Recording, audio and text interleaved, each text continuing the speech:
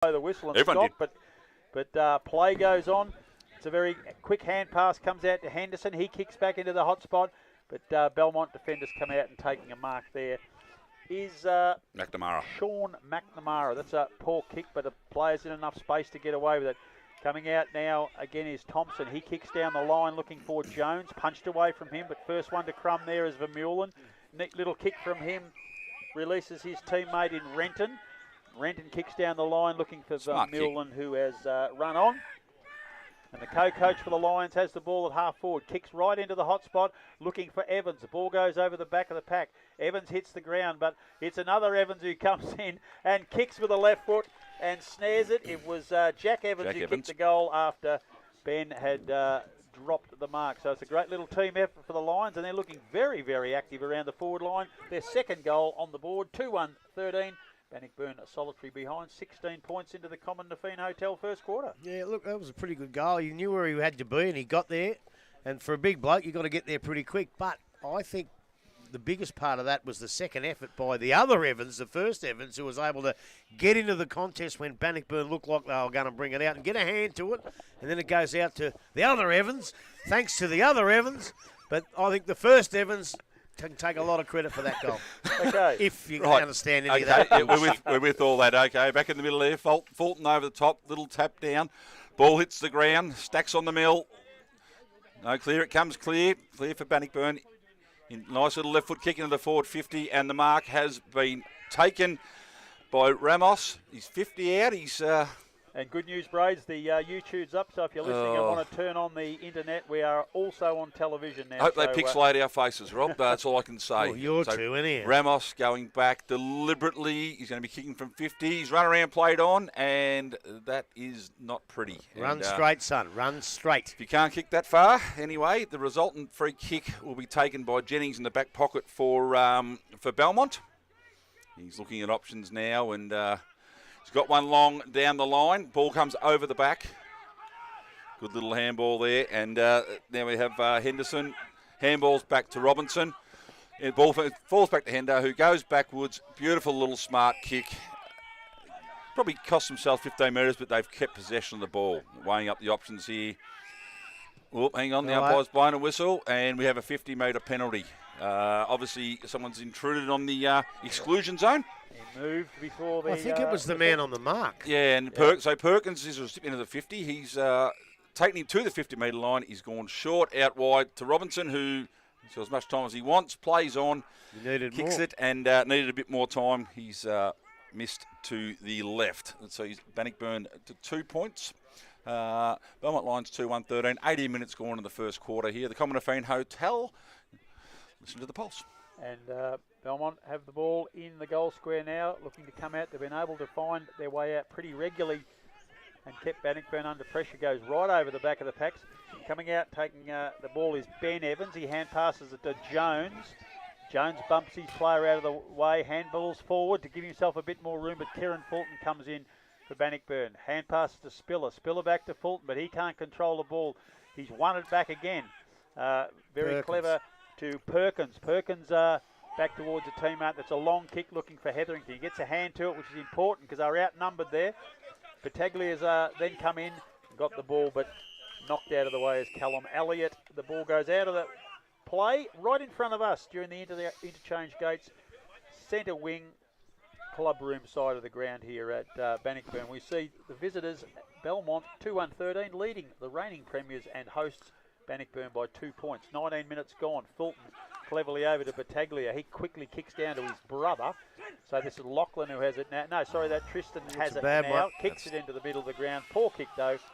And Bannockburn have won the ball back through Mitchell. Mitchell kicks down the line, punched away by Spiller. Back into Lachlan Battaglia to Henderson. Ricocheted off a Belmont defender over the boundary line. We'll have a throw in now.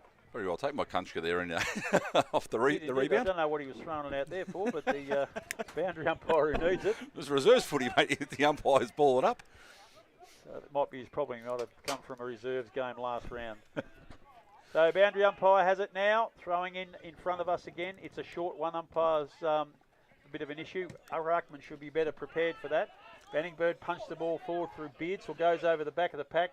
Runners required, and the first one there is Elzinger, but he just quickly snaps across the left. Misses. Third behind to the Bannockburn side. 20 minutes into the first quarter, they trail 3-13. This is the Common Nafeen Hotel first quarter in the game. Again, Bannockburn setting up in the forward line, trying to stop that kick that's been getting Belmont out of there. It's been coming out far too easy. It has indeed. Jones up this time over the back of the pack is Jervis, and coming through is Bowden, Ryan Bowden that is, premiership player from last season. There's many of them out there. He did a very good job on that day and right through the final series, and he's in pretty good form already this year. So thrown in again, Fulton and Jones. Fulton, very beautiful pass to Robinson. Lovely little left foot kick from him into the pocket. Looking for Hetherington, but over his head. Another boundary throw in. About 10 metres around from the goals. The Tigers into attack. They need to get some reward out of this, Scrub. Yeah, they do. They've been down there enough and haven't quite got the reward they've actually needed. And whereas Belmont have got that, so we'll see what happens here. Good little tap by Hetherington. Comes down. Robinson. Pinball around Vermeulen. Tiny little handball. Left foot snap. Has gone right across the face, and has it gone out in the full? Looks like it's gone out in the full. So. Yeah, no, it's gone out in the full. So right. Stephen Phillips, the recipient of the free kick here. He's played on. Goes in short to Thompson, who I don't know what's happened there, but punched away, and is it? That was Ramos. That's Ramos, who's the recipient of the turnover, and has put Bannockburn's first goal on the board. They are now 1-3-9, trailing Belmont, who are 2-1-13. 22 minutes gone in the first quarter. I don't mind, blokes, doing the short pass and out from the kick-outs, but you have to be spot on. You have to back your ability, and you do not kick it to a contest. To me, look, I'm a long way away. I thought he'd marked it, and then it got punched out. But umpire said play on, and Bannockburn capitalised on that. And Belmont, terrible mistake. If you can't hit a target or have to kick to a contest, kick it long. Yeah, I thought he was a bit stiff too, Grub. I think he had a good chunk of it. I put my head down and then looked up and it was play on. So we're back in the middle, Fulton again and Jones. Fulton very cleverly again. Lovely little tap to a running teammate. He kicks the ball to the forward line. Overrun the ball is Beardsall. Belmont defenders desperately trying to get in there. Elliott gets a hand on it. It is Tristan Battaglia. Quick little left foot kick into the forward line. Bannockburn comes out. Picking up the crumb is Kunchka. Kicks across his body, and that is another one. So all of a sudden, after trailing by 10 points, they're now 2 in front. 2 goals, 3-15. Belmont Lions 2-1-13. 23 minutes into the Common Nafeen Hotel first quarter. Look, he might only be a kid, Kunchka. He played a couple of games last year, but as soon as the ball was kicked, he read the ball. He read where it was going to come out, and he was in the exact spot that he had to be. Usually you see that from more experienced players, so it's really good to see. All right, kids with ability, but also kids with some footy nous. And he used his nous there, got in the right position, and kicked a lovely goal. Yep, absolutely, mate. Man, I said a good little passage to play. The last couple of minutes been very, very dominant by Bannockburn. Back in the middle now. Umpire about to throw the ball as the rain starts to come down again. Up over the top again was Fulton, a clean little tap out, and away they go forward again. Interrupted by McNamara, who come charging through and has won a free kick for a high tackle. Straight at the footy. Comes out short. Good little grab there. Time to steady. Look at the options. Renton has been called to play on now. Sort of goes long down the line looking for a teammate. Doesn't happen. Great fist away there. Ball still in. Elliott still kept the ball in, so it turned over. Oh, that's not 15. That's play on. That's Matt Graham going long, but coming across is Hayden Spiller, takes the ball safely on his chest.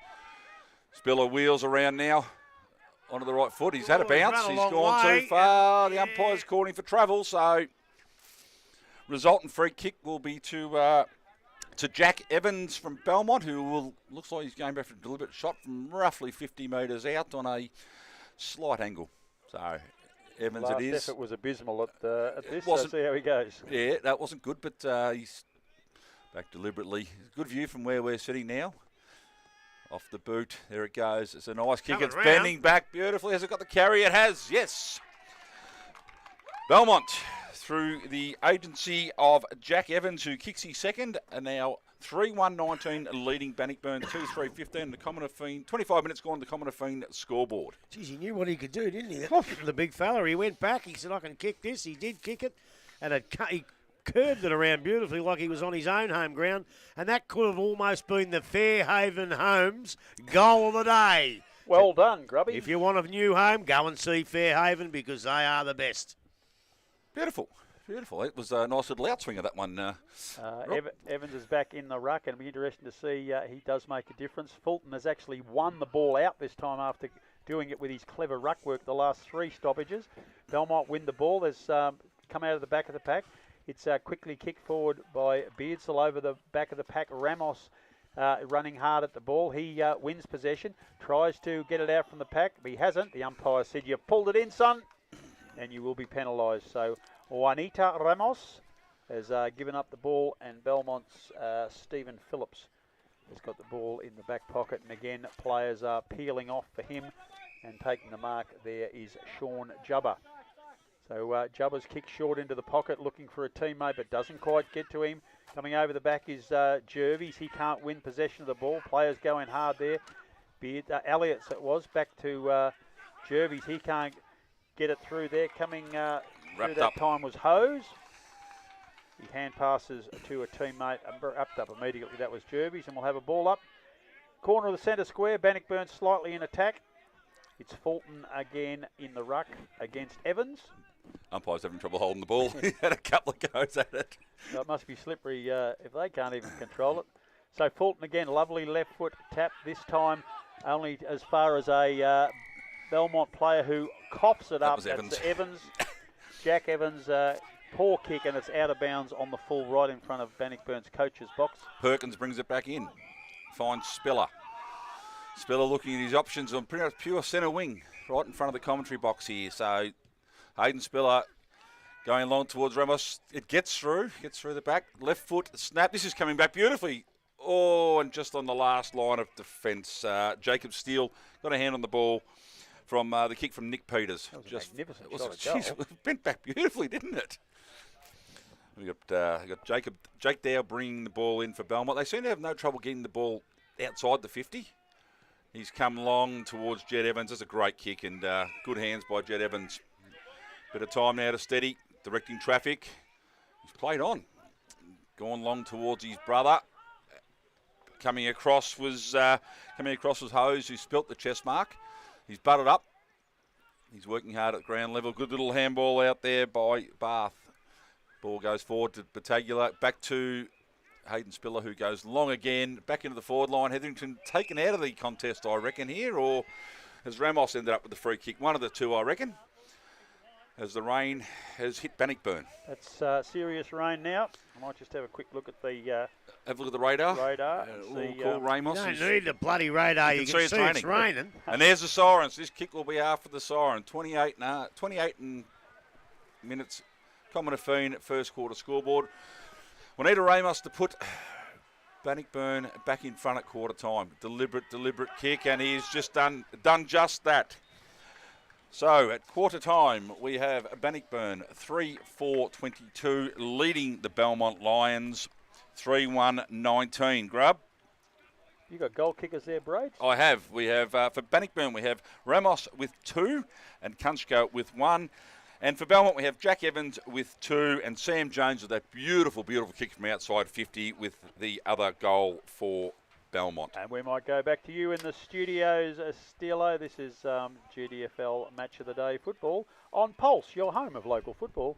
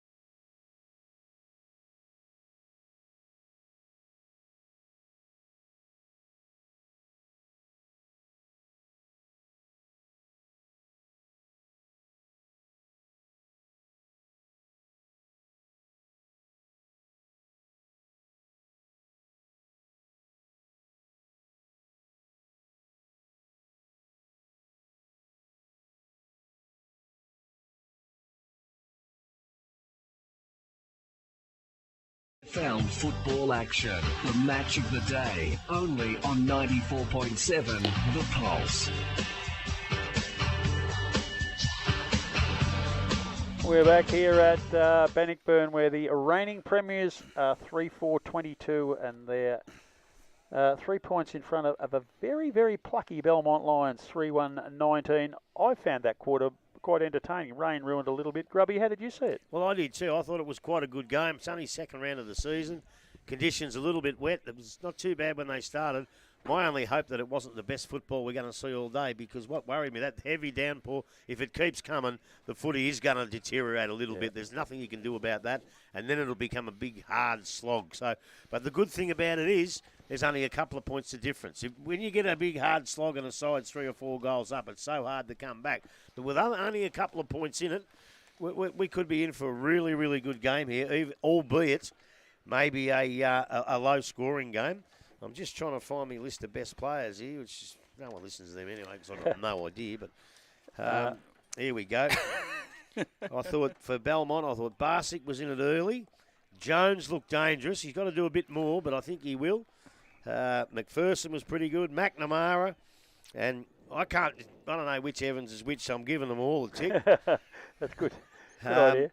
I like it. Robinson and Henderson early. Perkins looked all right. Spiller was pretty close, or one of the best players on the ground last week against Werribee. He played another good quarter. Kunchka looked dangerous. He's a good player. Peter's got a bit of the footy. The big turning point here is going to be what they're going to do with Kieran Fulton, because all of a sudden, he just didn't get the tap out. He put it on a Bannockburn chest. I've seen him do it in finals, and like Jackie Broman probably would have got 30 touches one year, but Fulton made him get 50, and I must admit, geez, I miss Jackie not being playing. I really miss him and a few of the boys. I think we mentioned BJ Harding this morning. What a great career he had. The Cole boys, Billy Ritchie. There's a few pretty good players that have gone from here, but it looks to me like they've thrown some kids in who know how to play. I like, as I said earlier in the call, young blokes who use their brains as well as their ability. And I'm probably going on about Bannockburn a little bit too much because Belmont were just as good. As I said, the Evans boys up there, they had a couple of shots for goal, which we thought, oh, I don't know about this, and they went right through the middle. They probably lapsed a little bit towards the end of the quarter and could have easily gone in with the first quarter lead. But I thought their performance in that quarter was really good. But the football they play is very, very hard to keep up for 4 quarters. If they can do that, they're in for a ripper. But if they can't, then Bannockburn might sneak away from them. But I think we're in for a good game, and I quite enjoyed the quarter. What's that idiot doing? The second quarter, brought to you by Buckley's Entertainment Centre. I've already got the shits and we're late. Welcome back. It is the second quarter, Buckley's Entertainment. Grubby, I wanted to talk to you about the game of Connor Jervis. We saw him last year, very good in the finals, patrolling and controlling the wing. He seems to be a lot more around the middle of the ground. Was he the likely one to step up to take that leadership role with no Jack Broman? Yeah, look, I think he is. I think he's been. Is he captain? I know he was. He's been captain anyway, so the leadership qualities are there. Interesting. But I actually thought in the middle of that quarter, he actually roamed the half-back flank and got a few out of the defence, and he's a pretty good kick. And even though he's got the smarts, if he hasn't got a target, he kicks it out to Bannockburn to run, because I think Bannockburn have just got a little bit of pace on Belmont, so he kicks it out on the ground to run. So, yeah, he's going to be a very, very good player for them. Well, he has been for a long time. He was probably down a bit before the finals last year, I think, it's fair to say, and he really turned his form around now. Currently around the grounds, Robert, we have one other score at the moment, and that is Werribee Central's 3-3-21 leading North Geelong 2-2-14. There is a score of 1-1-7 to East Geelong, no score to Anarchy at the moment, but clearly that's not quarter time. Maybe the scoreboard's broken down. If you can get on to Mitch, mate, and find out what's happening at Thompson, that'd be fantastic. Yeah. Well, although he's probably listening, Mitch. Just waiting to see if we mention his name. So, yeah, that's the other score we've got so far. So Werribee 7 points up. Grubby mentioned a lopsided Bellarine this morning on hashtag Giddy Up. Torquay 20, Mottawarri 7, Ocean Grove 34, Port Arlington 1. The close one at Queenscliff, they're 7, Drysdale are 2. Should be wet and cold down there, mate. Oh, it's a horrible, horrible place to be on a day like this. Oh, the bowl, the Kooda Bowl. That wind coming off the bay there, mate. Blown straight through the caravan park. So, looking interest, number 36 on the wing here, Bailey Alford. He's grandfather coached Bannockburn here a long time ago. Fulton, the tap down again. This time can't quite get it to Robinson's path. And the Belmont midfielders have come in, picked the ball up and been penalised for not having a go. I thought that was a bit tough. That was Evans. Robinson quickly across to the beautiful kicking Lewis Clifton. He finds another teammate in the forward line. He's been dragged off the ball, and that is Elzinger.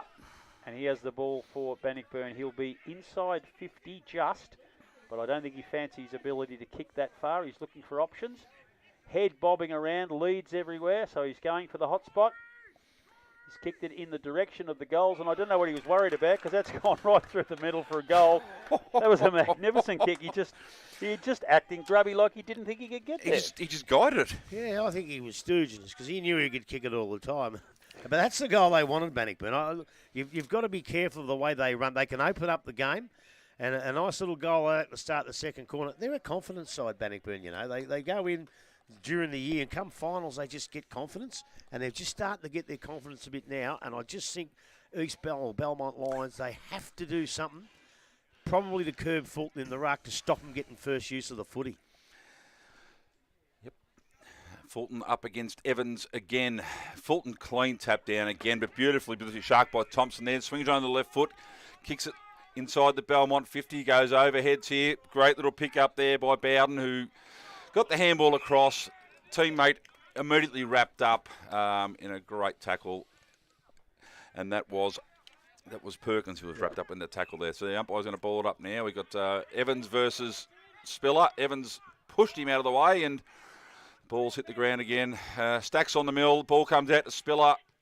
Long kick out of defence by Clifton again.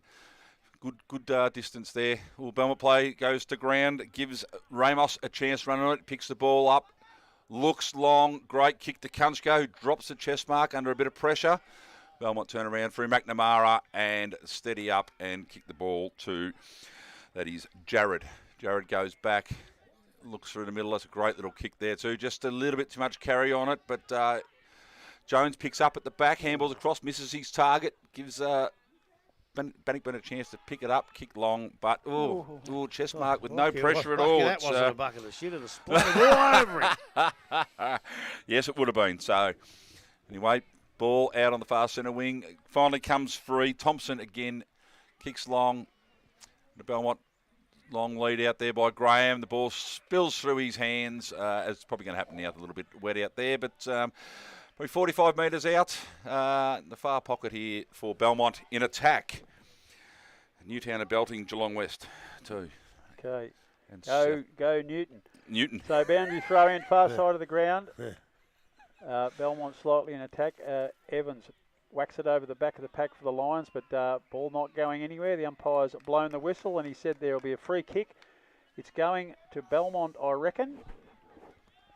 And I think he must have deemed that to be a high tackle. And there looks like some blood. And that's Jai Robinson now running towards us, heading for the medical section. And Lockie Battaglia waiting to come on the ground. Robinson has a cut over his left eye. Not too much claret coming out of him, but there's clearly a bit of an incision. And Belmont Lions have the ball about 35 to 40 metres out. Probably a 45-degree angle. Can't quite pick up who the players are. It could be Harry Thompson, is it? Could be. Certainly not a Jack Rewald cut above the eye, is it? No, it's not. So we presume at this stage that it's Thompson for the Belmont team. As the rain starts to get heavy again, leaves his boot pretty good. The goal umpire moving to the right. Little tap on the shoulder, one behind only. That takes him to 3-2-20. Bannockburn a 4-4-28, and we're 4 minutes in to the Buckley's Entertainment second quarter. Sure that wasn't the co-coach? Oh, that was Walscott, I reckon. Yeah, I think it was. It was the three. Yeah, I think it was. Righto. Walscott it was. A long kick from Clifton straight down the middle of the ground. Coming through, trying to take the mark is Evans. He can't. Ball's out of the back of the pack, and again, Belmont have first crack at it, but can't control it in these wet conditions. As he was delaying, a big mob of players descended, and now it's got a horrible rugby look about it, and the umpire has no alternative but to ball it up again. Right beside the centre circle, so no player team has any advantage at this stage. Fulton and Jed Evans again. Hand pass over the back of the pack, but coming through now is Jack Evans for Belmont. Left foot pass from him, looking for Jones over the back. Graham tries to come through, can't control the ball. Quick kick off the ground, finds Bowden. He is hit high on the shoulder, and he will definitely take a free kick, and a well-deserved one. Wasn't He flung the head back. No, it's Peters. Nick Peters. It's Nick Peters, who's a highly credentialed player, and it's a lovely little kick from him, and he's found Battaglia. Tristan Battaglia. That's a long, low pass. Bounces off the chest there of his brother. Quick little kick for Belmont out towards centre wing. Player keeps it in control. That's Vermeulen. He kicks it off the ground a bit further forward. Players leaping on the ball. Vermeulen butters up, can't control the ball. It's Henderson in there underneath it. Picked from the umpire down there. Has picked the high free kick. Yeah, not sure I would have done that. And it's Not sure I would have done that at Henderson all. for Bannockburn that's won the high free kick. Right on the centre wing in front of our commentary position here. So Henderson now at the drop punt, and a pretty tidy one, looking for teammate punched away. Ball's loose again, but Evans for Bannockburn misses for Belmont, misses his target with the handball. Battaglia gets it across to Beardsall. He kicks into the forward pocket. Oh, it's another dropped chest mark and a throw that hasn't been picked up by the umpire. Ramos runs through, tries to kick it off the ground. The umpire says he was pushed in the back as he kicked the ball. And Juanita Ramos will have a shot for goal on a 45-degree angle, but he'd be only 10 to 15 metres out at best, lining up for his third for the afternoon.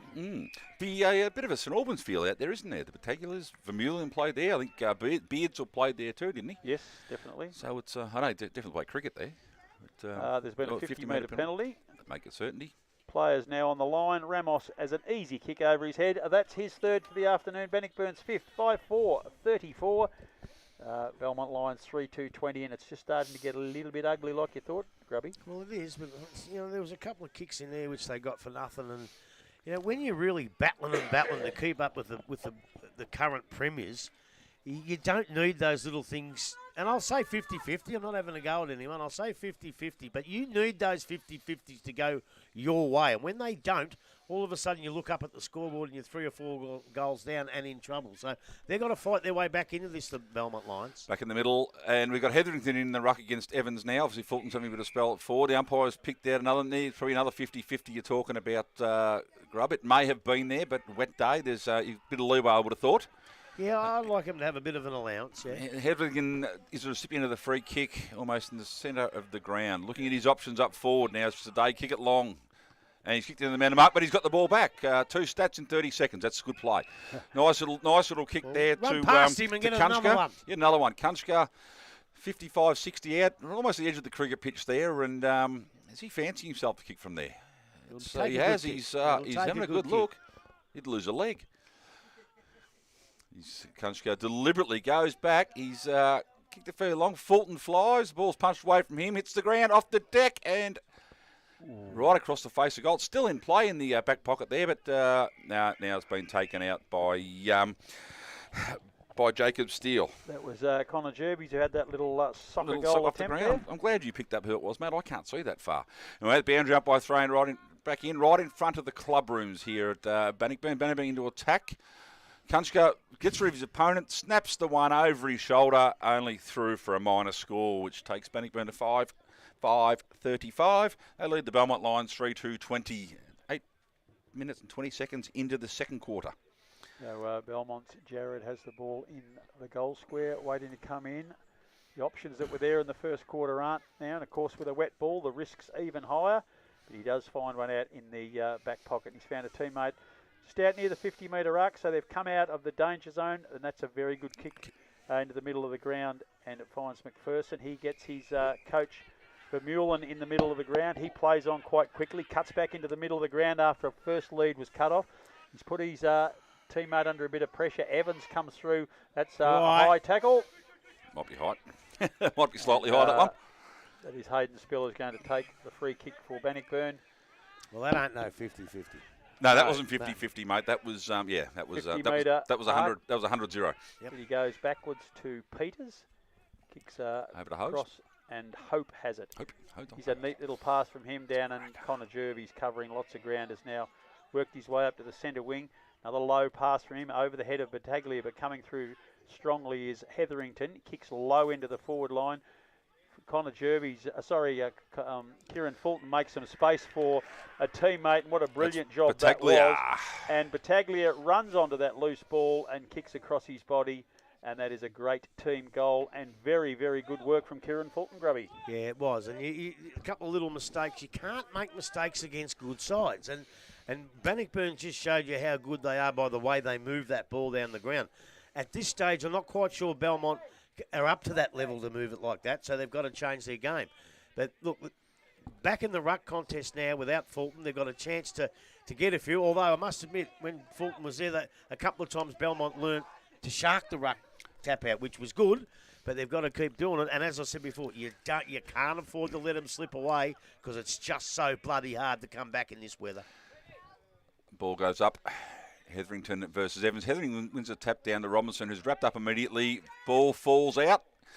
Comes across to Perkins, who handballs across to Hetherington again. He's in a bit of everything at the moment, isn't he? Long kick into the forward line and a very, very strong mark taken by Corey Jarrett. He's kicking out the He full goes line, wide. Not quite out of the full, but I reckon it's been marked. I can't see because the Bannockburn mark by the looks of it. Bannockburn tent's in the way, so it was going out of bounds.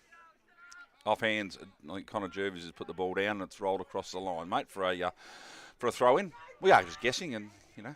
No, I'll tell him to take the tent Don't lean any further over, Rob. You'll fall out. Ball comes in. Evans sharks the ball out of it. That'd be a pity. Sort of fed the handball over. And Bailey Trevorrow is wrapped up in a very, very strong tackle. Umpire's called for the ball. So we have Hetherington versus Evans again. Might be a few of these for the rest of the afternoon. Evans wins out clear of the boundary line. Robinson beautifully sharked. Attempted the handball, incorrect disposal, and the umpire's pinned him.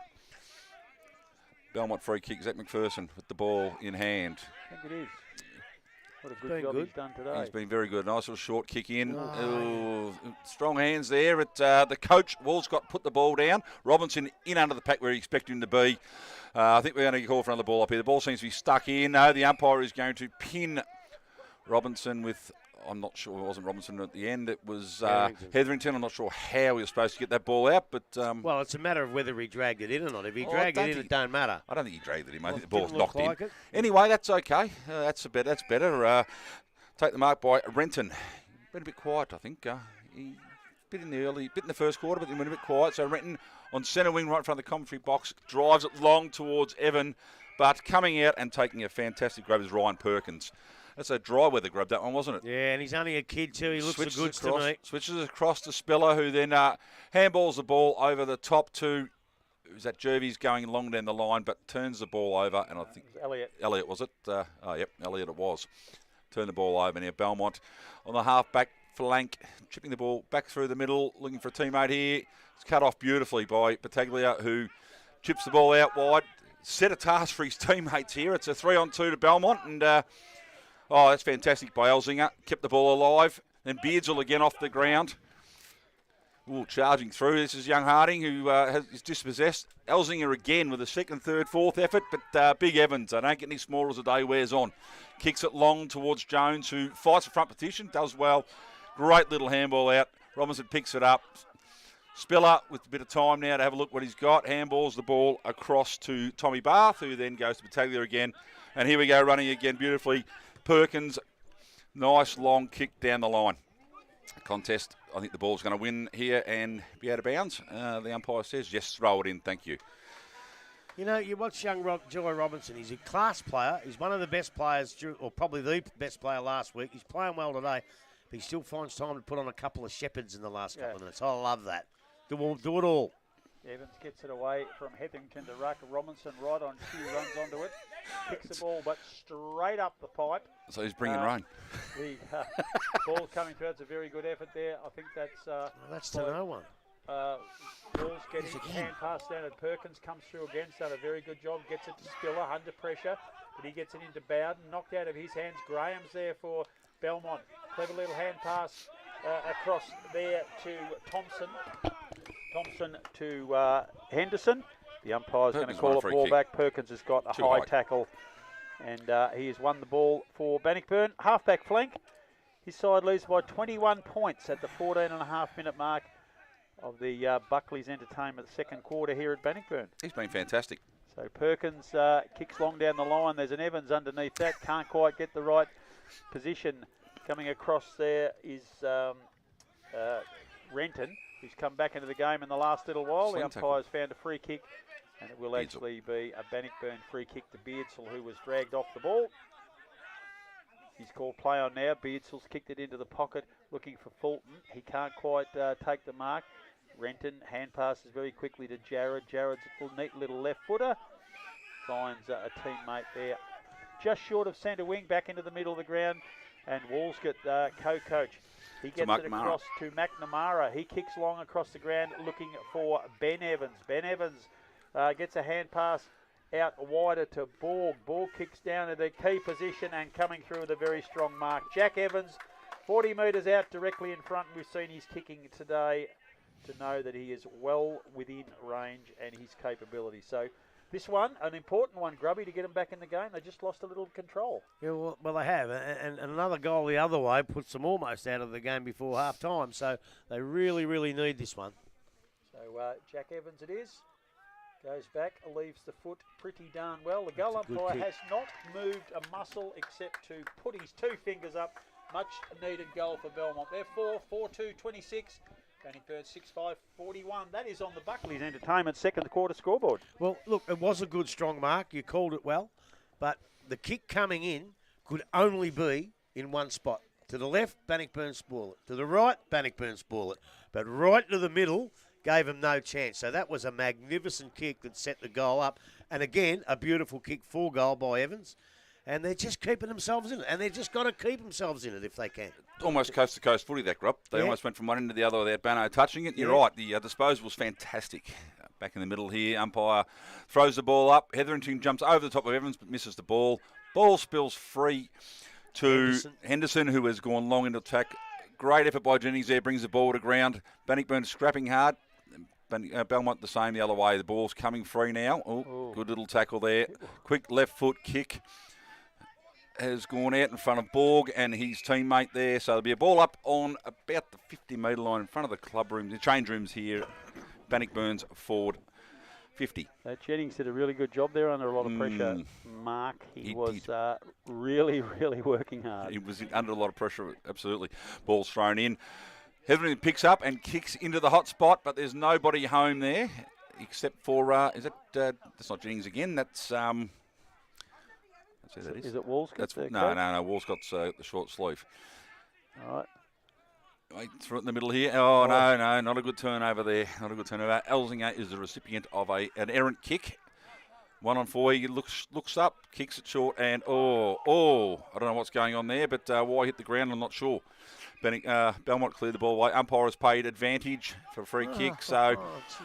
Grubby's a little fresh. Out to Evans there, takes a wonderful diving mark. It's, out on the Ben bench line, Ben Evans on the far side. Handballs back inside, a little bit errant. Walscott overruns the ball. Bannockburn have a chance now to clear the ball through Peters. He steadies, looks for a target, but we have Stephen Phillips. Stephen Phillips chopping the ball off. He's limping a little bit there, looking for a handball. No one's running for him, so he's gone short and has found Jed Evans, who's standing on his own. How that happens, I don't know. Jed Evans plays on, kicks the ball across, looking for his brother, but I think that's Jones. Has just stood his ground and took the ease at chest marks. No pressure at all. Promising signs, Grub. Easy ball movement. Yeah, it was good. I wasn't having a go at the umpire there because the free kick was there. Yep. And to the letter of the law, he did the right thing, paid the free any advantage. But the ball was so far down the ground that when he blew the whistle, they all stopped. Yep. So in that case, don't bother about paying the free kick. Just let it go for the advantage. Jones comes in from just outside 50. It's a beautiful kick off the boot. Distance is no issue, but is pushed across to the right just mildly. So 1 point to the Belmont tally, who they are now 4-4-28. They trail Bannockburn 6-5-41. Nearly 20 minutes gone in the second quarter. Lewis Clifton finds a teammate but punched away. I thought he might have had it long enough. Umpire said not. Jones picks up the ball, snaps quickly for Belmont, but across to the left. One bounce over the boundary line for throw-ins. Only a couple of metres from the behind post. Belmont in attack, desperate to get another one to keep themselves in this before half-time. Just touching 20 minutes into this Buckley's Entertainment second quarter. Ball's been thrown up. Fulton lays it down beautifully to Robinson. He can't quite get it, and it's gone over the boundary line again. Now about 30 metres around from the goal. Wet weather footy. It is indeed. Keep the Ben ball moving. Evans now, the shortest of the three brothers in ruck against the very tall Kieran Fulton. He pushes him out of the road, but the umpire said pushed him in the back.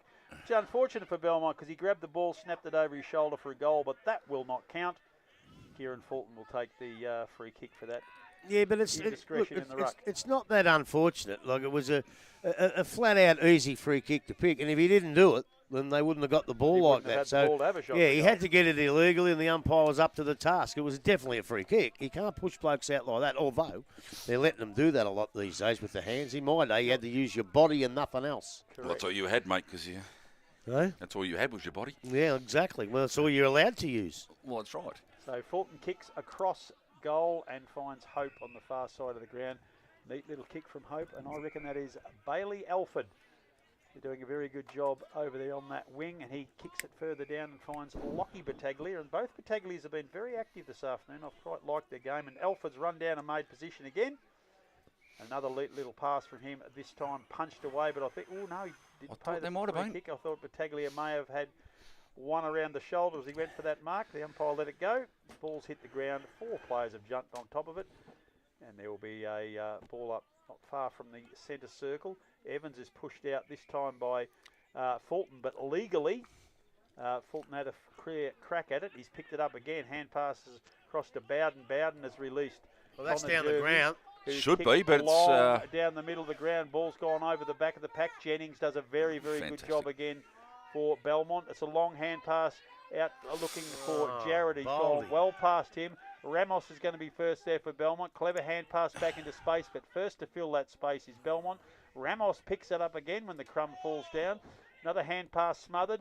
Belmont have numbers around the ball. Can they get free? Quick little kick in the direction of Jones. He can't quite hold the ball.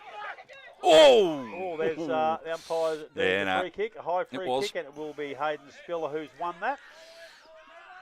Been very good, Spiller. Spiller has been a very good player late last year, continued on this year as well, right across the ground, and that has found Clifton. Clifton normally uses it beautifully. That's a lovely little pass from him. He just got a hand in the road there to Belmont to spoil it, hitting the chest to where it was intended. That's a free kick to Bannockburn. Bannockburn player there, Jervis, has been dragged off the ball, and he's walking back very assured that he can kick this goal. He's probably going to kick from 45 metres on a 45-degree angle or slightly finer. There's been a couple of ripper goals kicked from this spot already today. So the ball leaves Jersey's foot. It's long, straight, will land in the square. Pack of players goes up. Ball comes over the back of the pack. Quickly picked up and smothered across the line there, unfortunately, for Bannockburn. One behind only. That was Elsinger who had a crack. But pops it through. That makes them 6-6-42. Belmont Lions are 4-3-27, and we've gone 23 and a half minutes into the Buckley's Entertainment second quarter. Grub. Oh, doesn't matter. They played on quickly, Belmont. Grub loses interest about this stage of the second quarter. He's starting to think about what's coming in after afternoon tea. Scones with jam and cream, we know they'll be in there. I lost interest at 1:15 when the truck wasn't. Poor Jules. Anyway, the ball's gone out of bounds, far centre wing. Ball back is thrown back in by the umpire. Some idiot can't know how to drive a truck. We have Fulton versus Evans. Neither ruckman win the tap. Ball hits the ground again without a gearbox. We've got cable ties to fix everything, so there's no drama there at all. Anyway, the ball has gone forward, kicked off the ground. Smart football in the wet weather, but Speller there again. Quick handball across. Oh, lucky. Fortunate half kick there. Hose runs away with the ball. Great little kick over the top to Bath. Not Bath. To Peters, who goes long. Ball spilling forward. Here we go. Evans with a big handball, hand on it. Knocked it down. Here we go. Coming through is Lewis Clifton. He said, beautiful use of the ball. No exception there at all, Snick. No exception at all. Battaglia taking the mark. Probably 40, 45 out. In front of the club rooms. I'll put it to you that he's the best field kick in the competition, that boy. Lewis Clifton. Lewis Clifton. Well, we watched him last year, and he did it week after week after week last year. So Unfortunately, I hate to do this, but I think I'm going to have to agree with you. Oh, that's Doesn't happen very I'm often. going to have to disagree. Battaglia comes back, deliberate run in. It looks like a beautiful kick off the boot. Just going to fall short. No, I think it's I a reckon it's goal. gone through. No one's got a touch to it. And the umpire's called for the replay. It's a goal to Lachlan Battaglia. That is his second for the afternoon, and that would be the 7th for Bannockburn. It's a bit disappointing that It was. No one's bought. 7-6-48 to 4-3-27. 25 minutes, 25 and a half minutes gone on the Buckley's Entertainment scoreboard. Look, I don't know. I'm a long, long way away from here, and I didn't have the binoculars on it. But that just seemed to me to be a goal that should have been touched. It just looked to me like they should have touched it and spoiled it through. And I don't know whether one bloke thought the other bloke was going for it. And I might be wrong. From this area, from a long way away, it might have been over their heads. But it just looked to me like it was a goal that should have been stopped. Back in the middle, Fulton and Evans. Fulton wins it, but Evans picks the crumb up and drives it forward. That was Jed Being Evans. put down. The umpire has blown the whistle, and there will be a kick going Belmont's way. And busy little quick left foot pass in the forward line. It goes through the hands of Walsgate. He can't control it. Coming through there, grabbing the ball is Thompson. He's tackled immediately. The umpire said, "You had it too long, son." I can't quite work that out, but that's what he's paid. I couldn't see Pryor, I must admit. No Pryor there at all. He's brave Battaglia, the littlest bloke on the ground. He's flattened the biggest. He's come off the ground now, Evans, too. That's Bowden. Kicks across, coming through is Evans. That's Jack into the middle of the ground. There looking for and finding Scott and Michelle. He kicks into the hot spot, and coming out to take the mark is Jones for the Belmont side. He's already kicked the goal today, a long goal in the first quarter. This one won't trouble him distance-wise. He'll only kick from 45 or 6 metres. He's directly in front. I reckon if he makes sweet contact, this will be a goal and a much-needed one for Belmont. So Jones, who's been busy playing at centre-half forward, leaves the boot beautifully. Goal umpire loves it. Right. Oh, no, it's faded and hit the post. Oh, dear me. His teammates loved it when it left the boot, but just scraped the inside of the post, and now Bannockburn come forward. Peters takes the mark, just short of centre half back. A short pass for him, finds Henderson. Henderson out to Jervis. They're just playing a bit of keepings off at the moment. Jervis kicks into the middle of the ground and finds Spiller. So Hayden Spiller has the ball for Bannockburn. They've just gone into the centre square after about 7 short kicks. He's kicked right across the ground looking for Hose, but first onto it out the back of the pack. Elliott. There is Elliott. He kicks down the line, hot spot. Coming through very strongly is Jubba. He can't get hands on the ball, but he's got it out there to Phillips. Phillips kicked back into the middle of the round. Jones has run forward from centre half forward. Can't control the ball. Teammates running up. This time it's Jack Evans into the middle of the ground and finding McPherson, who's had a pretty good game so far. Neat little pass from him. Gets it a bit further forward to Trevorrow. Trevorrow kicks down the line. A teammate runs forward looking for Evans. Evans takes a... No, siren goes. That's what the umpire put the hands up for. Punched away from Evans over the boundary line. Half time, 7-6-48 to the reigning premiers on their home ground. Belmont Lions 4-4-28. Goal kickers, please, Mark Brady. Ramos for Bannockburn has 3. Lachlan Battaglia 2. 1 each to Kunchka and Elzinga. While for Belmont, Jack Evans has 3 and Sam Jones has the other one. And we'll go back to you in the studio, Steelo. This is the GDFNL match of the day at Bannockburn, and you're listening to it on Pulse FM, your home of local football.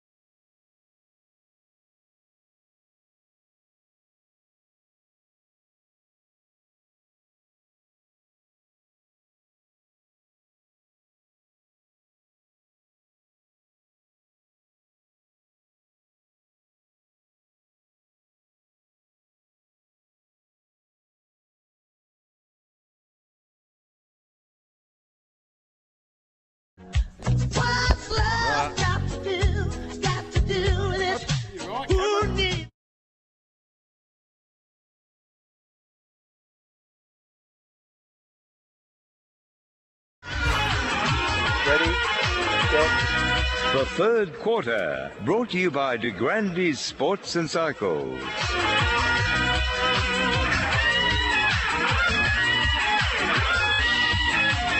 Perfect timing as the umpire throws the ball in the air to start the third quarter of this big game at Bannockburn. Belmont Lions desperate to keep themselves in this contest, and they're fighting desperately for the ball. Evans very cleverly gets it out there to Barsick. Barsick out to Thompson, who's been very, very active. He kicks the ball looking for his coach there in Walsgate. Goes over the back of his head, but he's desperately trying to find. The umpire's blown a whistle and said that he was held. And Andy Walsgate will get the ball across to his teammate there in Thompson. Kicks into the pocket, looking for and finding Ben Evans on the lead. He's on a tight angle. He's well within his range, though. But Evans will be tight in the forward pocket. It'd be great for the Lions if they can get one early in this third quarter. No rain at the moment. It's quite warm, so it's not an unpleasant day at all. If we can keep the rain away, it will be a very, very good afternoon. It's a kick from Evans, a great kick off the pack there by Belmont. Comes out again, have another snap, and this time it's successfully done. Ben McPherson. And that was kicked by McPherson, who's had a pretty good game for Belmont today. And kicks in a very important goal there, fifth of the afternoon. 5-4-34, Bannockburn 7-6-42. Ideal start, Grubby. Yeah, I think the Bannockburn defenders are a little bit asleep there. I think they thought it was half-time. There were 2 or 3 opportunities where they could get in and clear the ball. And admittedly, there was a couple of lucky bounces. It just went the other way for them. But you know, Belmont needed the first goal of this second half to say, look, we've got to stake a claim on this game. And that's exactly what they did. And look, they can kick a couple more. Bannockburn, they faded a little bit against Werribee that came back last week. So Bannockburn will think Belmont will think they're a chance from here. Ball back in the middle now. Everything up against Evans. Evans with it down, but Tagular sharks the ball. Kicks it very long, looking for Fulton. Ball's bounced short of him. Loose in the back pocket. Jennings runs onto it. Paddles it in front of him. He's pinned, and he has been pinned. You're probably right there, Grubby. Yeah, no doubt. He had been pinned with that. He took possession, then just put it on the ground. So we now have Bannockburn probably 20-25 metres out. The same sort of angle that Evans was just on a minute ago. Very tight. Very tight. Coming back very deliberate. A little poked at it, and it has fallen short, and it is 1 point to the Bannockburn scoreboard. Moves on to 7-7-49 to Belmont 5-4-34. Belmont playing on from the back line. Comes out short to McNamara, who takes a chest mark just inside the defensive 50. Looking at options. When you go back across, has been called to play on. Goes short to Walscott. That's barely travelled 15. But still in possession of the ball. Dry football at the moment, I'd imagine. So Walscott goes long down the line. Evans is there. Puts the hands up. Tagular runs on the loose ball again. Fumbles. Still working hard. Well done by Bath. He's ridden a couple of tackles there. Oh, sorry. That was Perkins ridden a couple of tackles. And Peter, sorry, not Perkins. Rode a couple of tackles. But the free kick has gone to Jed Evans. Evans going long looking for his brother. He drops a chest mark in the end, but plenty of pressure around there. Ball fighting through has been knocked out. Play on by the umpire. Through the legs of another Belmont player, then runs onto it is Thompson. He's swiftly tackled, ball falls free, and the clearing kick by Bowden. Bowden's ball bouncing along on the far wing, picked up beautifully by Ramos. Looks long and forward, and Kunchka takes pretty much a simple chest mark, and then nice little short pass to Kira Fulton, who is probably 20 metres out on a probably 45, 50 degree angle. But we'll line up for Bannockburn's 8th goal and cancel out the one that Belmont kicked. God, a young bloke like Alex Smith's listening to us. You wouldn't know him. And he's trying to give me tips on who's going to win. He wouldn't know a football from a tennis ball. Well, that'd be interesting. Then Bloody idiot. Fulton deliberately leans back on it. Looks pretty happy with himself. Steered it through beautifully. So cancels out the goal that was kicked by McPherson. Bannockburn move along to 8-7-55. Back to the 21-point advantage they enjoyed at halftime. 5-4-34 to the Belmont Lions. They can't afford that, Belmont. Like, when they kick a goal, Bannockburn kick a goal, Belmont need to keep the pressure up and try and get multiple goals in a row.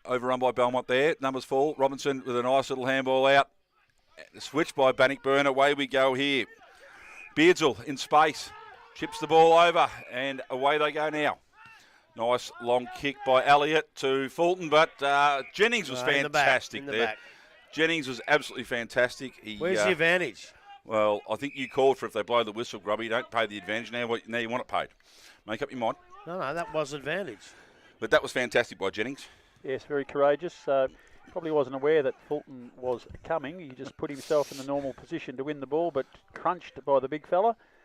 And he's still looking a bit seedy on it, but he's done a very good job back there as well. He's been very good. Jennings, Harry, Thompson, Jubba's come into the game recent times, and that's an important kick out and for Mullen, the coach, who played very well this afternoon as well. Kicks it down looking for Evans. Matt Graham does some great little roving there, gets a hand pass off a teammate, gets it down to Ben Evans. He's tackled, but kicks the ball across his body, gets it to Jones. Jones runs onto it, can't quite control it, and the ball wobbles out of bounds in the forward pocket. Fantastic attack by Tom Barth there, mate. Come right, left his opponent, come straight across and neutralise the ball. Just a couple of quick scores while the ball's being thrown in from Ballerine. Torquay 59, Modawari 33, Newcombe 14, Anglesea 89. Ball comes back into play. Evans gets it down, running onto it is Walsgate. He's tackled immediately. The umpire said, what's he said? He said try to break the tackle. He said, you have been penalised, son, and Bannockburn win. Someone must have complained. The umpire didn't like what he heard, so 50 metres. Spiller. And Hayden Spiller will carry the ball down into the centre square now. Plays on now, and that's left for Mullen to run across and intercept. These kicks been intercepted by Spiller. He's got it back again. Hand passes inside to the running Jack Evans. A lovely drop punt from him. Finds the goal. He's had a wonderful little team performance. A couple of errors in there, one from each side, with kicking into the man coming at them, but Belmont has cleaned up best, and a good team goal there. Sixth for the afternoon, 6-4-34. Bannockburn 9-7-61. 12 minutes into the Grandy Sport and Cycle third quarter. And it's 4 to Evans. It's 4 to Jack Evans. Evans. I tell you what, they're hanging in there. They are not going to let this go. They are going to give this all the way. I tell you one little thing they've got to get into their game or out of their game. A little bit of disciplinary things a couple of times. It goes against them. You've got to keep that out of your game. You can't afford those little 1%ers against a side like Bannockburn, but they're doing really well. Ball back in the centre.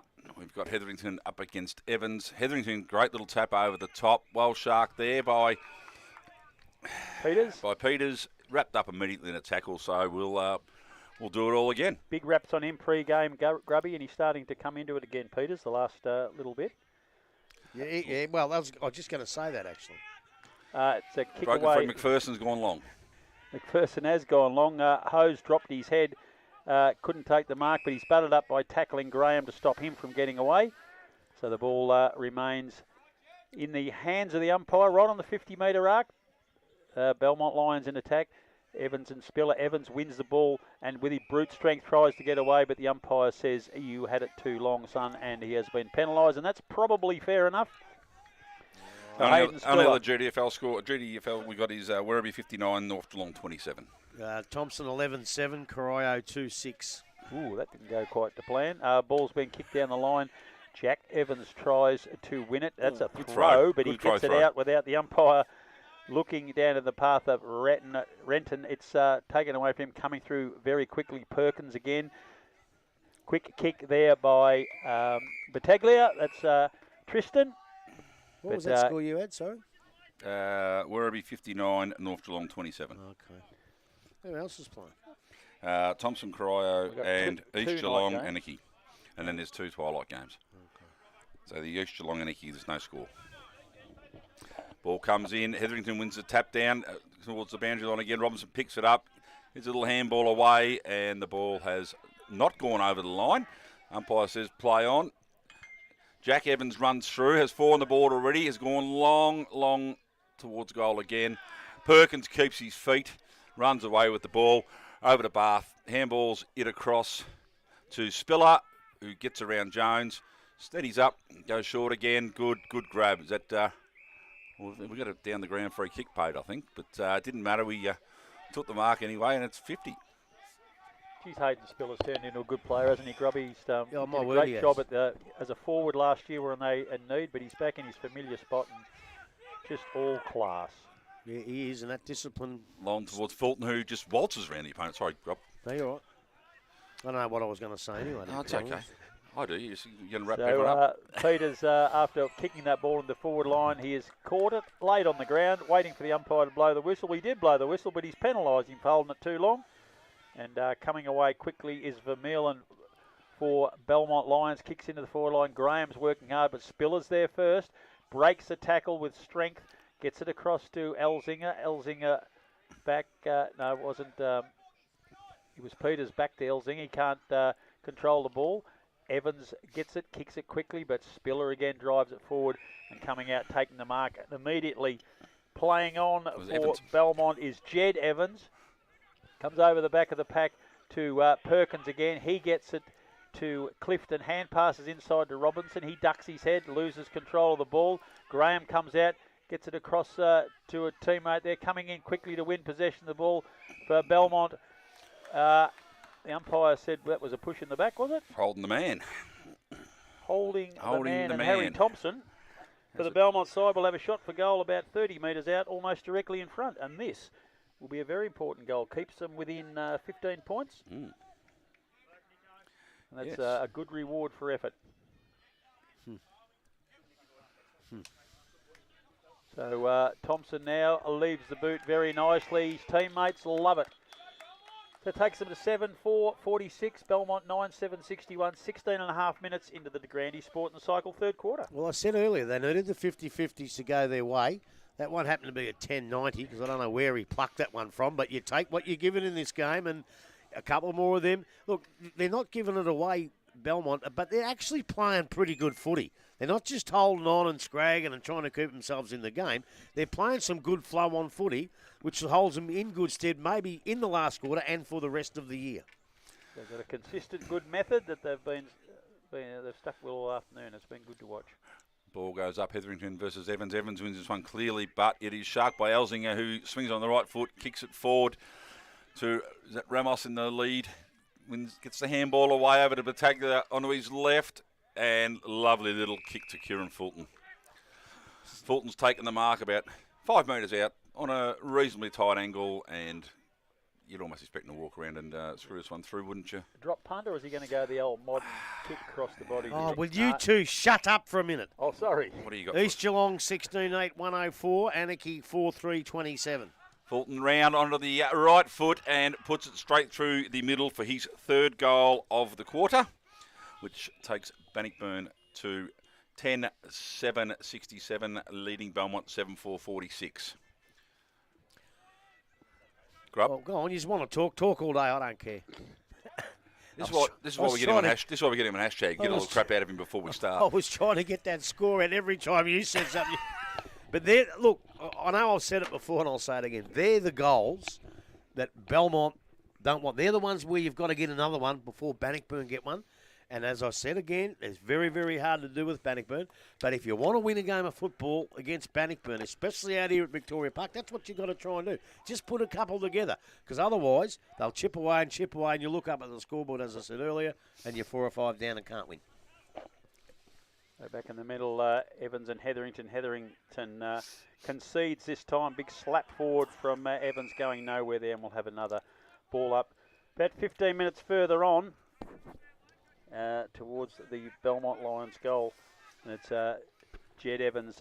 Hetherington beats him this time, but coming through to pick up the ball is Elzinger for Bannockburn side, coming through defending there. Hetherington picks up now for Bannockburn. Hand passes That's down the ground. across to Beardsall. Beardsall gets a quick kick forward. This time it's Lachlan Battaglia. He kicks across his body, but one behind only, just pulled up a bit short. 10-8-68, Bannockburn. 7-4-46. We're 19 minutes into the third quarter. Belmont Lions very cleverly there through Jared. That'll be downfield, but it's a mark anyway. And it's Jennings, who's had a pretty darn good game for the Lions this afternoon. He kicks down at the wing looking for a teammate. Can't quite hold the ball. Butters up to get it, but tackled immediately. Bannockburn through Clifton. Kicked the ball quickly back, but it's Jared, I think, coming out again to take the mark for the Belmont side. Looking for options. It's not Jared. It was actually Jacob Steele. He kicks it down the line. Bannockburn pump it back, not quite into the forward line. Evans this time, a crumb there comes out to Elsing. A long kick from him, but it's going to be just touched over the line there by Jared. Another behind, that's 10-9-69. Belmont line 7-4-46. 20 minutes gone now into the third quarter. This is the De Grande Sport and Cycle third quarter. Phillips has the ball in the back pocket for Belmont. Switches across goal. Very, very dangerous. Elsinger come flying through, cuts it off. Ball comes through to Battaglia, who knocks the ball forward again. Gets the ball back from his brother. Snaps around the corner. And it is rushed through for another minor score. I think you're right, Grub. They need to break it out and get 2 or 3, don't they, mate? Yes, otherwise it's just going to go down and then the game's going to get a little boring. They need a couple in a row to get back into the game. But I've said it 5 times. So hard to do against this Ronan Premiership side. Yep, absolutely. Ball back, come back in now for Belmont. Long driving kick out to the outer wing. Come across the front of the pack was Harding. I think had a crack at that. The ball's been wrapped up now. The umpire has said, this one is mine, folks. Umpire about to throw the ball up. Probably 60 metres from the Bannockburn goal. We have Hetherington Evans. Evans uses the body well. Takes Sharks the ball out. Hands it over to Walscott goes to Barsick, who kicks long. And Jack Evans uses beautiful strength there. Yes, they do.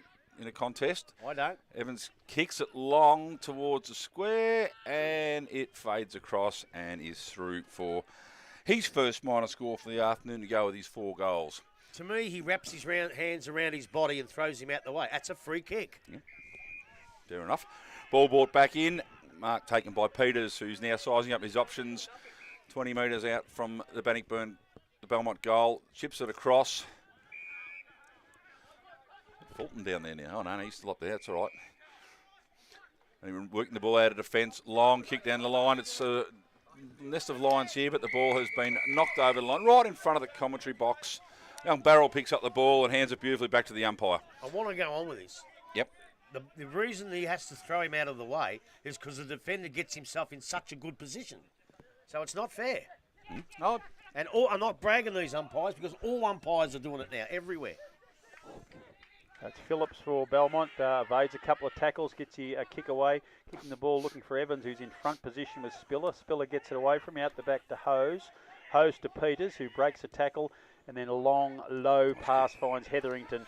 Right at the point of the centre square, he kicks into the forward line looking for Fulton. Coming through now as Alford picks it up. Hand pass out in the space to Battaglia. That's Tristan.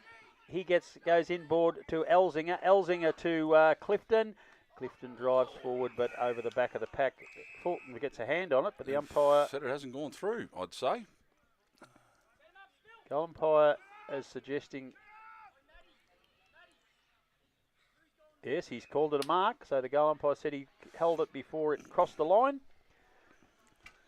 So Kieran Fulton will kick from the man on the marks between the point post and the goal post, so he's 7 metres out at most. This should be quite an easy goal, the way you're allowed to run around these days. Kicks across the body, the goal umpire has a look at it, doesn't like it. It's 1 point only to Fulton. Takes Bannockburn to 10-10-71. Belmont line 7-5. 47, 23 and a half minutes into the De Grande Sport and Cycle third quarter. Another quick game. Port Arlington 14, Ocean Grove 55, Queenscliff 27, Drysdale 29. That wraps up the Bellarine games with a night game tonight between Amateurs and Barwon Heads. So it's Jared now kicks out and finds a Renton on the half-back flank. His neat little pass in the middle releases the coach, Walsgett. Walsgett across to Phillips. He kicks down the line. That's a very good effort there to hold front position for Bannockburn, and that was Luke Bowden, a name we haven't called too much this afternoon. His brother Ryan's been busy, but we haven't seen too much of Luke. I've had a call from the listeners saying you're not making enough player mistakes. I had to explain that Smithy's not here. Yeah, so over the back of the pack, it's Spiller. He's tackled, but gets a hand pass away quickly to Hose. Hose spots Clifton on the far side of the ground, and as usual, he hits his target a bit further up the field. That's young Harding. Which is young Harding early in his career. And Lockie Battaglia now for Bannockburn kicks into the middle of the ground. He was looking for Elsinger, missed him by a mile. Belmont are released again. Down to Jack Evans. Has 4 goals already this afternoon, but he's in the middle of the ground, far too far out. Kicks it to his brother. Interesting battle there with Bowden. He kicks it off the ground, but there's a nest of Bannockburn players there, and Evans has been given a free kick for being held while he was trying to get front position there. Well, I've got no gripe with That's that one. Ben Evans with this one. You know, he wasn't in possession of the ball. He grabbed him on the jumper. I've got no gripe with that one. That was a good umpiring decision. So here is Ben Evans. Ben Evans. A very, very good player for the club last year, playing at either centre half forward, full forward on the ruck. That's left the boot not so good. Across to the right-hand side, one behind only. 7-6-48.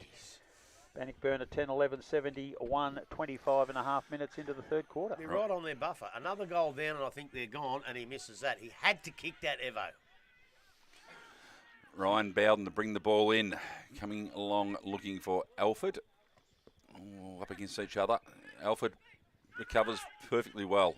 Over to Elliott, who chips it through the middle of Battaglia, standing on his own in the middle of the ground. Swings around on the right foot, looking long for Fulton, who just has all things his own way. That was just perfect use of the It body. was Jared Rimmerstone with the ump. Perfect use of his body. Bullshit. Why not? He pushed him. You're allowed to push him in the front. Yeah, but he didn't use his body. Anyway, He used his hands. Jared was arguing with the umpire. I don't I've know got why. no qualms because that's what they pay now. But Okay. he did not use his body.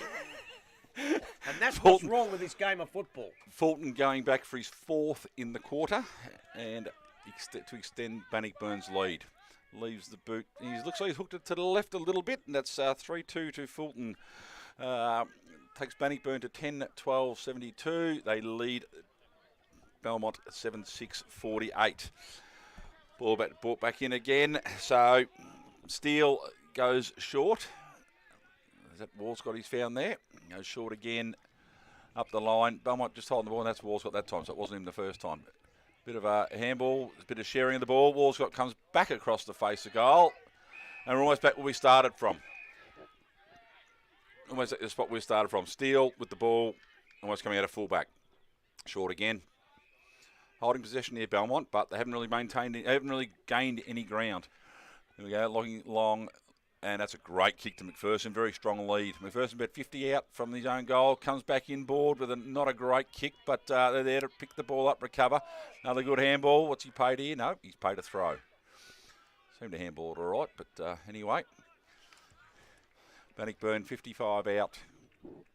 Very crowded forward line. Fulton goes. That's where the ball heads to, but it's cut off by McNamara, who just sat in the hole the whole time, and that's might have been close to 50, pushing down afterwards. Oh, that's not 15, surely. And coming across to Walscott now, who marks in the other back pocket. Alford stands the mark. Nice little handball off. Oh, well done. Very well done. Cut off by Bannockburn. Beardsley's gone to no one in particular, and the ball's trickled through for another minor score. Grub. Yeah. Yep. What do you got for me, mate? Nothing. Nothing. Ball now back into play. Another missed chest mark. Battaglia walks into it and has kicked Bannockburn's 11th goal for the afternoon. They've gone to 11-13-79, Belmont 7-6-48. Some errors creeping in, Grub. Well, yeah, the errors are killing them at the moment. You just can't give goals up like that when, as I said before, you're right on the buffer. I think they've gone over it. I don't think they can win for me unless they put in a miracle last quarter. But the coaching staff would be really upset that they've worked so hard to get themselves in a not a bad position, and then they give away a couple of easy goals, and you can't afford to do that. I'm still dirty on that using your body thing. Like, he pushed him, and I know that they're all paying it, but it's not what football's all about. Hetherington clean tap out of the middle. Walscott overruns the ball, hits the deck. Bannockburn have cleared it out. Always paid a throw there against Hetherington. Recipient of the free kick was Ben McPherson, who's kicked it beautifully out here to Graham. Graham 55 out, going short, looking for a teammate. Ball bounces off the chest. Jones swings it round in the middle, or a bit of a push out in the Yeah, back that's a there. Has push the out. umpire seen it? Yes, he has picked it up. I think he's waiting to see him mark the ball, Grub. You might be a little bit young, but Rob Cameron would have seen Doug Wade play. Did you ever see him push a bloke out with his hands? Never. Probably not. Oh, I'm not that old. Speller you takes are. the ball, goes wide. That's well done by Henderson. Handball the ball out, ball moving forward here. Bannockburn still in control of the footy. Elzinga runs through the wing, goes long into space. Fulton attacks it, handball across. Oh, the ball's hit the ground. Alford just spilt it, but Fulton buttons up. Here we go again, another chance here. Ramos snap and has kicked another goal. Juanito Ramos has got his 4th for the afternoon and Bannockburn's 12th. They are now 12-13-85 and starting to creep away at this game at a rate of knots, I suppose, Grub. 7-6-48 to the Belmont Lions on the Granny Cyclones Sport scoreboard. Well, it is a game of inches, isn't it? I reckon he went within half an inch of being able to touch that ball and he just couldn't get his arm out. And then again, there again are your 50-50s and look, good football, but they're just starting to get on top now. And I just need Belmont to just remain calm, kick a couple of goals. They're not going to win, but keep within distance. Evans and Hetherington. Hetherington wins it down, but not going too far. Belmont trying to burst through the middle. The umpire said he was struck high as the three-quarter time siren blows. So Bannockburn at 12-13-85 at the break. Belmont Lions 7-6-48. That's a 37-point lead now. There's not a breath of wind here at the ground. There's a threat of rain still, but at the moment things look all right. Goal kickers as we come into the final quarter, Mark Brody. Ramos has 4. Lachlan Battaglia 3. Kieran Fulton 3 all in that quarter. And singles to Kunchka and Elzinga. And for Belmont, Jack Evans has 4. Singles to Ben McPherson, Sam Jones and Harrison Thompson. We'll go back to you in the studio, Steelo. This is GDFL match of the day at Bannockburn. You're listening to it on 94.7 The Pulse, the home of local football.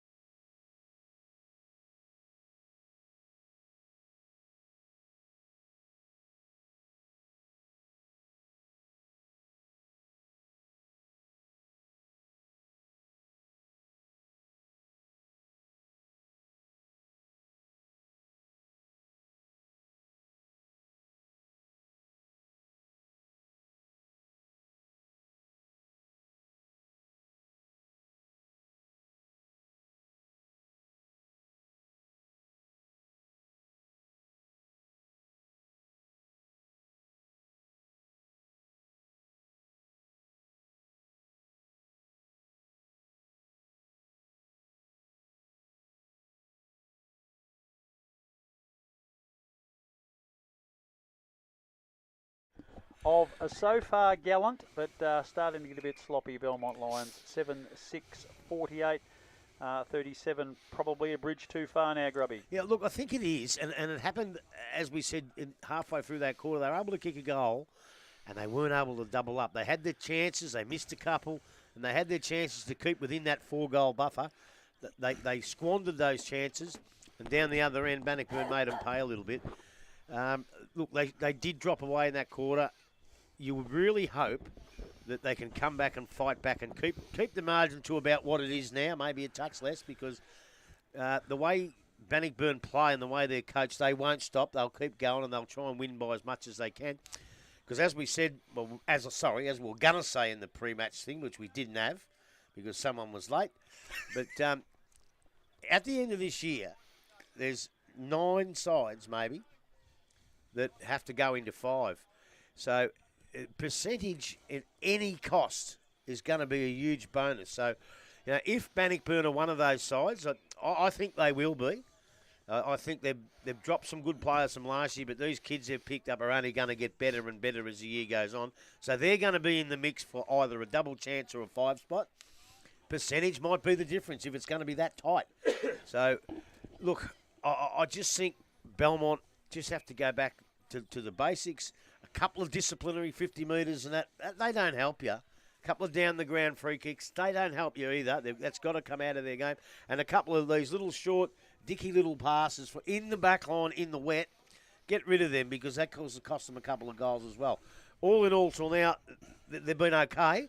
But I think they've got a chance here now to really play a good last quarter and show us that, who knows, maybe they're one of the sides that can go near the 5. I'm not quite sure they are, but show us something. The Evans boys have been fantastic. They look like they've got the cattle. Jones, he's only played a couple of games, but he looks like he can be all right. He can kick goals. So, look, give it your best, but I think from here you're right. Bannockburn are going to be too strong, I think. Yeah, I'd probably tend to agree with you, Grub. I just think that the second half of that quarter, it just seemed to step up another gear, didn't it? Yeah. You talk about the kids that are coming in. You're talking 16, 17-year-olds, mate. I was about the same age when I started. I was never built like that. I get slowed snap half on a windy day. These kids come in ready to play senior footy. Yeah, they do. And as I had a call early in the thing, they're not just talented, but they know where to run. They've learnt their craft pretty well through their junior systems because Bannockburn have had a very good junior system out here for a long, long time. Yeah. And they've learnt their craft, so not only do they get by on ability, but they use their brains, they run to the right spots. And as I said, they can only get better and better and better if they can get into that final 5, which I think they can. On St Albans, they are going to be a threat again because of their young kids and their run. Absolutely. I'm just looking at the names, mate. Henderson, Bath, Harding. I think it's their dads that I used to play against. Yeah. So it's their family names coming through too. So look, they're local products, which is fantastic. But it's the kids that haven't started. I know he played very, very well on last Saturday night, but young Elzinger, he's been a bit quiet, but just a couple of the things that he's done, you can see that he has the skills and he will be a good player. And can break open the game. Yeah. He's, as I say, a little bit quieter today, but look, all these kids. Elliot, I like Elliot. He's a good kid, Look, they're well coached by Gibbsy. And Ellie. And Ronnie didn't hear it. Yes, he did. He did. He's blind in both ears, Ronnie. Anyway, the other game I've got at the moment, Werribee Central 71, North Geelong 48. Back in the middle now. Thompson 15-8, Corio 2-7. 37 points adrift. Belmont Lions starting a surge in the last quarter. Can they make a bit of an impact? Jai Robinson has wrapped up young Harry Thompson, who's had a pretty good game as well for Belmont today. Not going anywhere, so we have a secondary ball up now. Only about 20 metres from the centre circle. Evans this time wins it over Hetherington, pushes it in the path of a teammate, but Clifton first of all gets a hand pass to Robinson. He taps it away to the betterment of his team, but hasn't really worked that way yet. But Peters bursts through the pack, hand passes forward. He doesn't really get any affected. Coming through there is Elzinger, who's been very good. He gets it to Hose. Hose kicks forward looking for the Battaglia. Ball trips him up. Vermeulen comes through very strongly for Belmont. Hand passes it back towards Phillips. He kicks into the middle of the ground. Evans comes through, overruns it though. Hetherington is dragged off the ball. The umpire said he didn't have it. And Callum Hetherington will probably have a shot for goal as the rain just starts to drizzle down again. And comes in the back of the van because Jules has left the door open. Yeah, okay. I really We like better close that off. Going. Hang on. Hetherington is kicked short, looking for Fulton, but coming across and taking the relieving mark. There is Phillips, who's also defended pretty stoutly for his Lions team this afternoon. Elzinger runs onto that first cleverly around his opponent there in McPherson. Kicks back into the key spot over the back of the pack, running over the boundary line, out of bounds in the forward pocket. Yeah, that one was Elzinger, but I was going to comment on the one come through here. It was actually Elliott. I love his game, and he's one of those kids that haven't got the muscle in that yet. He's still a little kid, and by gee, he's got some skills. He's played a real good game. He has. So young Noah Kennedy, the young boundary umpire, wanting to get as far as he can in the craft, throws the ball in, doesn't land correctly. All players miss it, picking the ball up, trying to get it away as Ramos. The umpire said, "You had it too long, son." And Belmont Lions will have a free kick in the back pocket. Noah Kennedy, how does he even know? Who's he? Oh, I met him before the game. So Take you to the last quarter to give him a it's mention. the first time I saw him. Ball's been punched away from Peters towards the boundary line, still in play. Bannockburn desperately trying to get hold of, I think it's Clifton underneath there. The umpire says, "Not going anywhere, let me throw it up." I'm looking through my team list for a Noah Kennedy. He's a medical sub. So waiting for a ball up now. Evans and Hetherington again. Evans uses his strength, gets it over the back very cleverly to his brother Jack. He kicks it quickly down, runs over the boundary line, and the umpire says on the full, in fact. That'll be a free kick to Hayden Spiller. On the centre wing, far side of the ground, rain just drizzling, not too heavy, not really annoying. Shouldn't have any effect on the players, I wouldn't have thought. But if it goes on for another 5 minutes, we'll probably finish with a pretty slippery, greasy ball, unfortunately. Easy to say sitting in here under cover, yeah. Well, Three-quarter time score at East Geelong 17-10, 1-1-2. Anarchy 6-4-40. It's a much improved performance from the Roos. That's a great grab at the back. Over the back of the pack, and that's a good mark by That could be the Fairhaven Homes mark of the day. And a beautiful pass from him onto the chest of the leading Kieran Fulton. And interesting coaching decision to swap them. Hetherington's working hard around the ground, and Fulton's been a permanent forward since half-time. That's a luxury. 4. That is a luxury if I've ever seen one. A definite luxury for the Bannockburn side. So Fulton again lining up from the forward pocket, tight angle. 3 goals, 2 so far this afternoon. So Fulton comes in very deliberately. Leaves the boot okay. Goal umpire just rocks across to the right-hand side. That's 3-3 for him personally in Bannockburn's total of 12-14-86. Belmont Lions 7-6-48. 4 minutes into the Morris Finance final quarter. And young Jones has limped off. It looks like a leg injury. We may not see him again today. That's going to be costly. He's been quite a live wire up there for them. That's a short pass that hasn't hit the target and has put the Belmont defence under enormous pressure again. Tigers forwards coming from everywhere to try and get the ball. Big rugby scrum develops. Umpire, please blow the whistle and stop this. And no, he's pinged someone for holding the ball. And the free kick is going to go to Bannockburn. Yep. And the last one up off the ground with 10 people lying on top of him for captain. Is Jake Dowell No, from Belmont, I think was the last one up man, with yep. the pill. The captain, Tristan, going for his first. So Tristan Battaglia for the Bannockburn side. A pretty handy game from him this afternoon. Been a live wire around the middle of the ground. Leaves the boot. He doesn't like it. Faded away to the left, one behind only. So Belmont got a chance to reload again. They mucked up that last kick in very, very poorly. And it's Dowell who, well, I shouldn't say gave that free kick away, but he was responsible for the free kick being paid. So Dowell now, long drop punt. He's gone for distance this time, looking for a pack of Evans. One of them has taken the mark, I would have thought. The umpire says, no, you didn't. Couple He's going to come in and ball it up. That was, 2 of his. 4 of his. Ben Evans.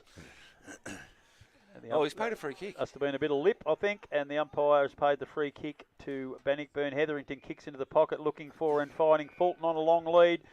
2 hands, strong hands out in front of the face marks in front of his opponent in Phillips and No, it's not Phillips. It's in fact Corey Jarrard, who's had the job on Fulton. Doesn't matter who it is, they weren't going to stop him. What did I say about being the most important player in the comp? Yep. But Callum Hetherington won't do it against the Bellpost Hills and the sides with Big Ruckman. They need one more big bloke, I think, to have Fulton back down here, down forward. And already missing Josh Cole. Yep. Kieran Fulton kicks again across to the left. And the umpire... No, out in the full, it's been called. Young Noah Kennedy was right onto that, the little fella. There he was. If he keeps kicking like his fault, he'll be back in the ruck. He's kicking like a ruckman, isn't he? So, stabbing pass there down the line, but it's missed, and it's found Connor Jervis. He's kicked poorly into the middle of the ground. Trying to get the ball out is Beardsall. Beardsall gets it across to Jack Evans, who's doing it all over the ground this afternoon. Beardsall lays a tackle. The umpire says you...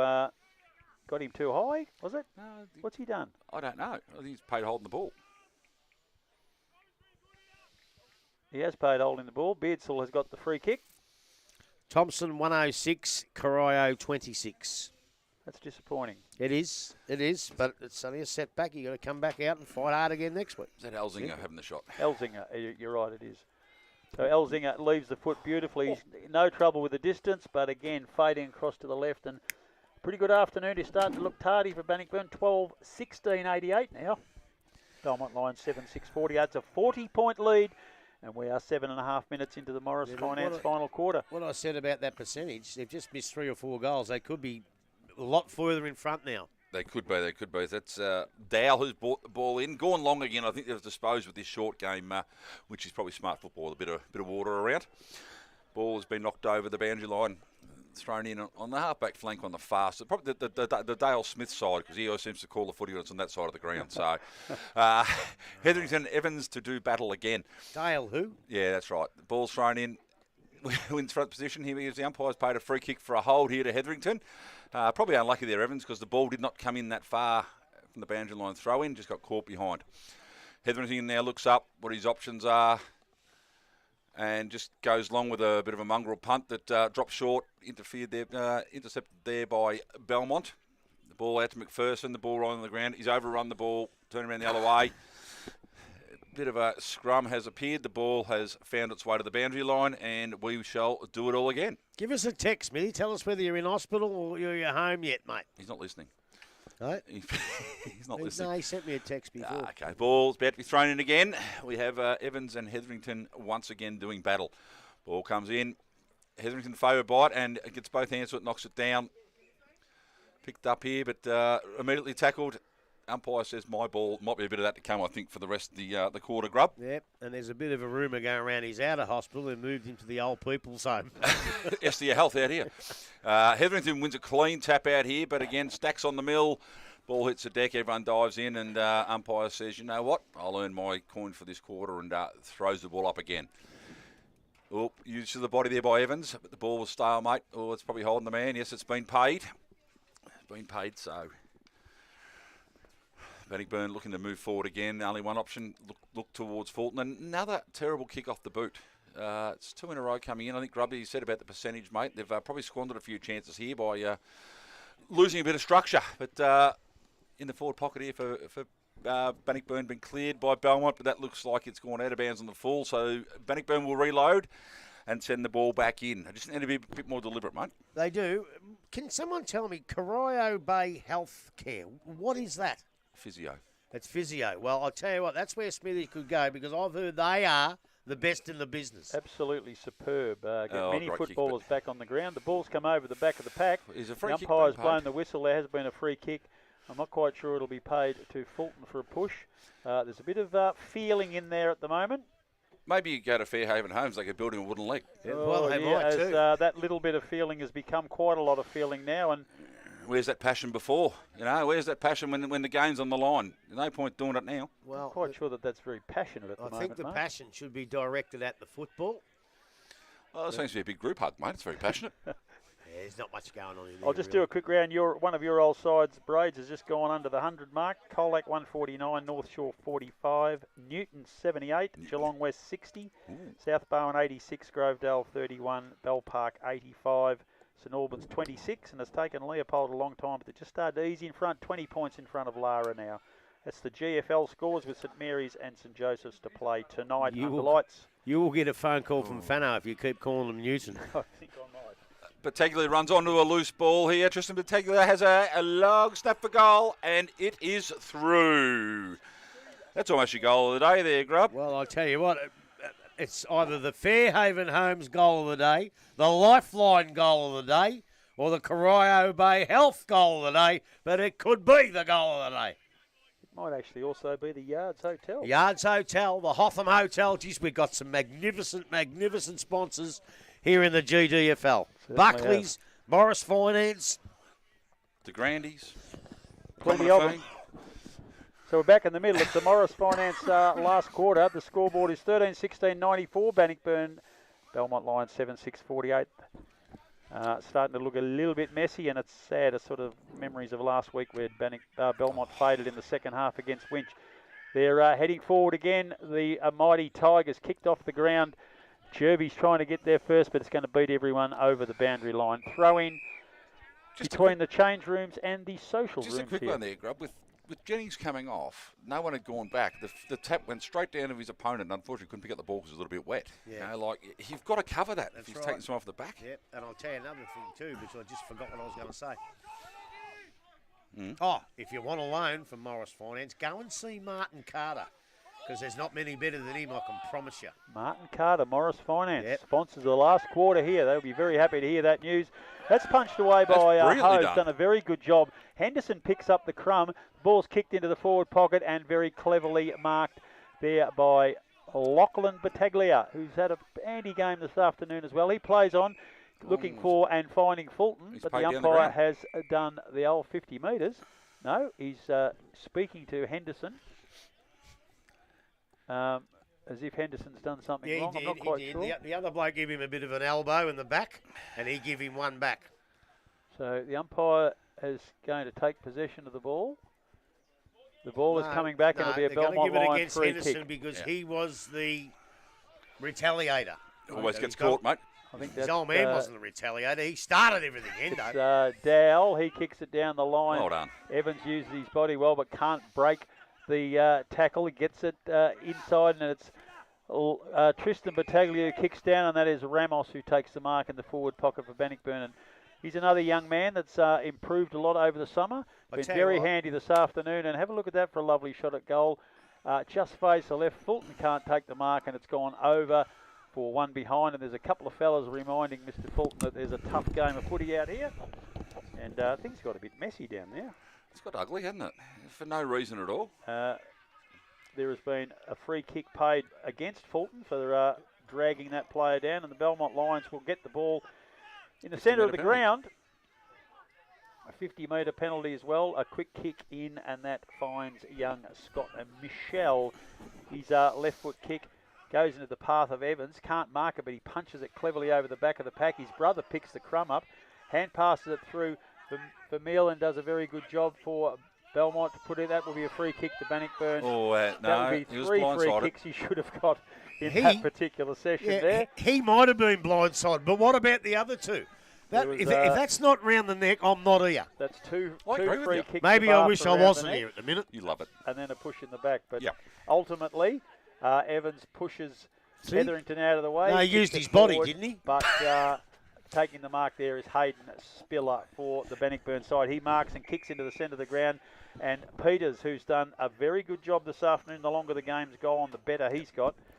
It's young Alfred who kicks it down and finds Hose, another young player that we've seen for the first time this afternoon in Bannockburn senior colours. And they've done a fantastic job, these kids. I'm sure Grubby will talk about them after the game. Bowden kicks the ball down looking for Fulton. He's come out, and he's got that young fellow high. And free kick will be paid. And it's going to McNamara.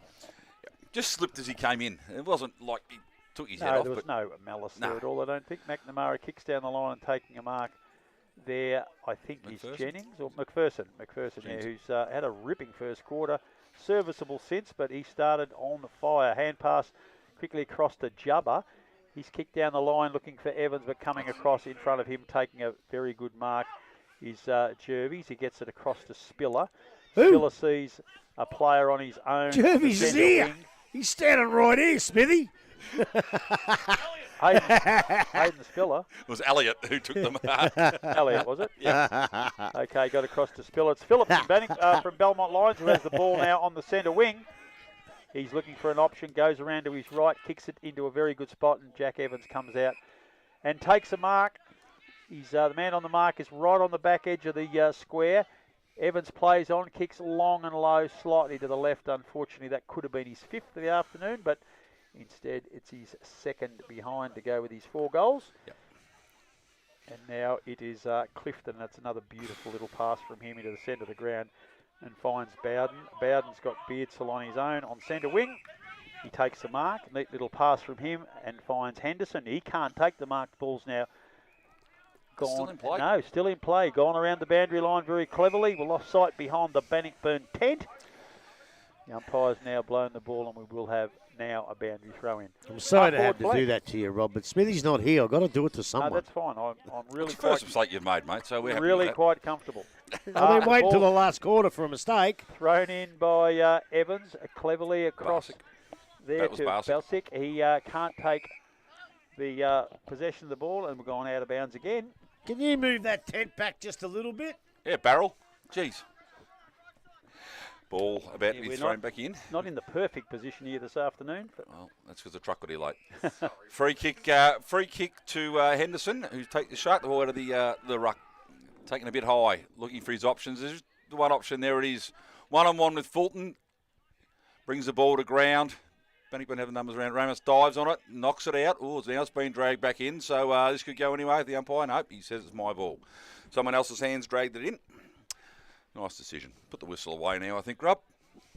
yeah, good About time of the day to about do that. 15 metres out from the Bannockburn goal. Ball is thrown up in the air. Hetherington over the top, didn't get a hand to it. Comes back to Robinson, who swings around on his left, ignores the handball, and has put it through for a minor score. He's 2nd for the afternoon. In our comp, do they still have to nominate the ruckman? I don't know. 'Cause I don't think so, because that bloke has come from nowhere and jumped over the top. I don't know. About time they got rid of that stupid rule. It is not a great rule. But anyway, ball brought into the outer side. Oh, not a great kick back in. Battaglia gets late and knocks the ball down. Bannockburn win back possession. Oh, good smother. Good smother. Is that Jervis that time? Or Bowden? No, I'll run on the ball. Elzinger runs on the ball, kicks it in on his own. Is Beardsall handball it to... Oh, here we go at the back. Got it Ramos eventually. gets there again. It was about 7 people that went through, and Ramos has slotted through his 5th, and the Bannockburn's 14th. 14-18, 102 by my maths. On the what scoreboard is on it? the it's on the Morris Finance The scoreboard. Morris Finance scoreboard. 7-7-49. They're gone, Belmont, obviously. They've run out of legs. I think they might have done that the other night against Winch. They had a great first half and ran out of legs a bit. So, you know, maybe a bit more fitness into some of these boys. Although a lot of them, the Evans boys, they've played well, but they are big fellas. And in a really rainy, wet day, they've just run out of gas a little bit, and it's easy for the Tigers now. So Evans in the middle with Hetherington. Evans wins it not really effectively to anyone. Barsic tries to get away, can't. Secondary ball up. Just on the edge of the centre circle. So the umpire bounce it. Same two going up. This time Hetherington wins it, and effectively because Jai Robinson has run onto it. Tackle just he kicked. Not a lot of penetration in the kick, and it's Steele who takes the mark on the half-back flank for the Belmont Lions. His left foot pass out looking for and finding Evans. Ooh, just free pushed kick. off the ball, and the umpire said that is a free kick. And big Jed Evans right on the edge of the centre circle. He's hit the deck hard, the big fella. I think his boot came off. He's got up, readjusted his attire. Young Jennings has come off the ground too. He Ah, looked he a bit come off sore. earlier. Sorry. He came off earlier, yeah. Evans now, that's a horrible looking kick, but it's turned out to be a perfect pass because it's landed on the chest of a teammate in the centre wing. He kicks down looking for the other boy, Evans, that being Ben. He couldn't take the mark, punched away from him. Quick snap over the body, and it's landed in the goal square where Jack Evans Go back to number 5. plays on very quickly, gets it to Jones. He completely cocks that up, and it's forced through for one behind. And that is the technical term. That's a technical term. That brings up the half yeah, century. but it's unselfish. It's thinking about it. I don't mind that. Yeah. I don't mind that at all. He was certainly doing the right thing to bring Jones into play, but couldn't handle it. That's the half century up 7-8, 50 Belmont Lions, but Bannockburn have doubled that plus a bit, 14, 18, 102, 21 minutes. Morris Finance last quarter. Bowden's kick finds the boundary line out on the outer wing now. Some of the car lights are on, so obviously they want to light up the ground. Big I lights wonder are why on they here. do that. I've never quite figured that out. Or maybe they turn their cars on, mate. They come on straight away. But anyway, the ball's thrown in. Evans uses his body well. Hands wide to that's around the McPherson. neck. Probably a little bit high, but the umpires let it go. Anyway, big long kick from Connor Jervis has been marked by Jubba. Jubba bounces up, comes across the ground to Renton. Renton's got a bit of time now to use the ball. Nice little chip over the top to McNamara. McNamara handballs back to Renton. Lost his stride a little bit there, but time to straighten up. Kick it long towards Barsick, who drops the mark. Great tackle, though. Secondary effort. Spiller held up with the ball. What's the umpire going to say? No, my ball. Give it to me, he says. Werribee 81, North Geelong 58, 20 minutes into the last quarter. Lovely. Ball's about to be thrown up as the ruckman try and work their way over. Evans, he's paid a shepherd there, so blocked his run. So Hetherington's been very good in the ruck today, I think, around the ground. Goes to Jervis, who is being flattened by an absolute shocker. Absolute shocker. No need for it. Well, I don't know whether he is, mate, but if you're going to hit a bloke when he's not looking, you are too, buddy. There was clearly something that happened. Yes, I think there's. That was pretty weak. That was pretty weak. Like a bloke kicks the ball and he's standing there and he runs straight into him, and then he says the other bloke's weak as water. Well, guess what, mate? That's pretty ordinary. Elzinga takes the ball out of the pack. Handballs to no one in particular. There's a lot of Belmont Lions players around this ball, but the ball has been held in. The umpire calls for it. I think he needs to ball it up pretty quick to disperse the packs, Robert. I hope it wasn't the coach that did that, but I think it might have been. It was. Yeah, it was the coach, and I reckon it was well, something that didn't if have you're a man. coaching a football side, you want discipline, you've got to be disciplined yourself.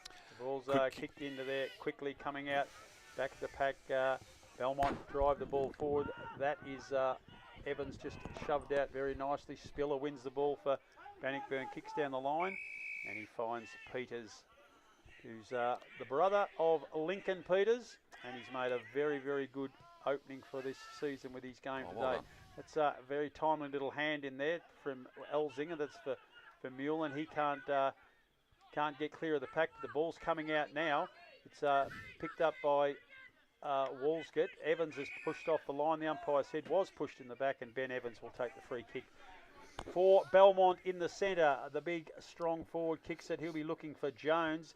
Jack Evans is also at the back of the pack. The umpire's found a free kick. He's going to pay that advantage. And I think that is Jack Evans who's got his foot to that ball, Robbie. It was. And I think it was Evans rather than Jones. No, and that's another Evans. goal to Belmont. That's 8-8, 56. Bannockburn 14-18, 102, 24 minutes gone. Morris Finance last quarter. Yeah, great goal, but unfortunately I didn't see it because I'm trying to get some scores from around the grounds. I think we've talked about the St Albans. I think the Evans boys are from St Albans as well, aren't they? Are they originally from St Albans? I reckon you might be right. Well, certainly one of them was. Ben was. I presume the other two had been there as well. Yeah, but anyway, look, a bit of junk time goal there, but you take any positives you can out now. Oh, of course you can, and that's what you got to do. You don't get those junk time goals if you're not still having a go. And they are having a go, but they've just run out of legs and they're against a quality opposition. Ball's up in the air. Great tap by Hetherington down to Battaglia. Handballs the ball over the top to Connor Jervis. Runs onto it. Looks up. Centres the ball. He's going to drop short of his teammate who has tapped it over the top. Turn it over now. Oh, here we go. Walscott picks the ball up. Nice little handball. Nice long kicks up. Jubba kicked that long towards Evans again. Brought down by Bowden. Ooh, that's probably high. The umpire's missed it. Blindsided Hayden Spiller. But what are we at now, mate? The 25-minute mark of the last quarter. The Morris Finance last quarter scoreboard just ticked over. So he's Bannockburn 14-8, 102, leading Belmont 8-8, 56. Umpire Legrand throws the ball up, and it is Ben Evans from Belmont Lions who wins the tap, but it doesn't go anywhere. Players pile on it, and umpire Legrand will throw it up again. Hetherington tries to get a hand to it, but picks up his own knockout, kicks it further forward. That's a very, very strong mark by Kunchka, one of many young players in this Bannockburn side who've really impressed today. Gets around the man on the mark cleverly, plays on. He's kicking in the general direction of Ramos, who's got 5 already. He's won the ball, lost it again, won it again, lost it again. Out the back of the pack and coming out of defence, taking a mark there is Thompson. He kicks into the middle of the ground. Vermeulen marks for the Belmont side. Plays on quickly, which he's shown to do all day. Ball comes over the back of the pack. Robinson, who's sort of struggled to really get into the game slickly today. He's worked under a lot of pressure, but gets it out the back to Peters. Peters across to Beardsall. Beardsall kicks down the line, and Kunchka's the only player there for Bannockburn. Hetherington runs onto the crumb. Hand passes forward, but Belmont first there. Pick up the crumb. Gets it across to Evans. Evans hand passes inboard to the run of McNamara. He cleverly gets around a man. Hand passes to Graham. Picks it up off his bootlaces. Poor hand pass from him to Peters. Umpire said Peters incorrectly disposed of it. And the ball will come to Andy Walscott. Gets it across to Phillips. Phillips has a lead of Jack Evans far side of the ground. He can't control the ball. Over the back of the pack, Harding runs onto it for Bannockburn. Can't get away. Was grabbed. Has a second go. Grabbed again.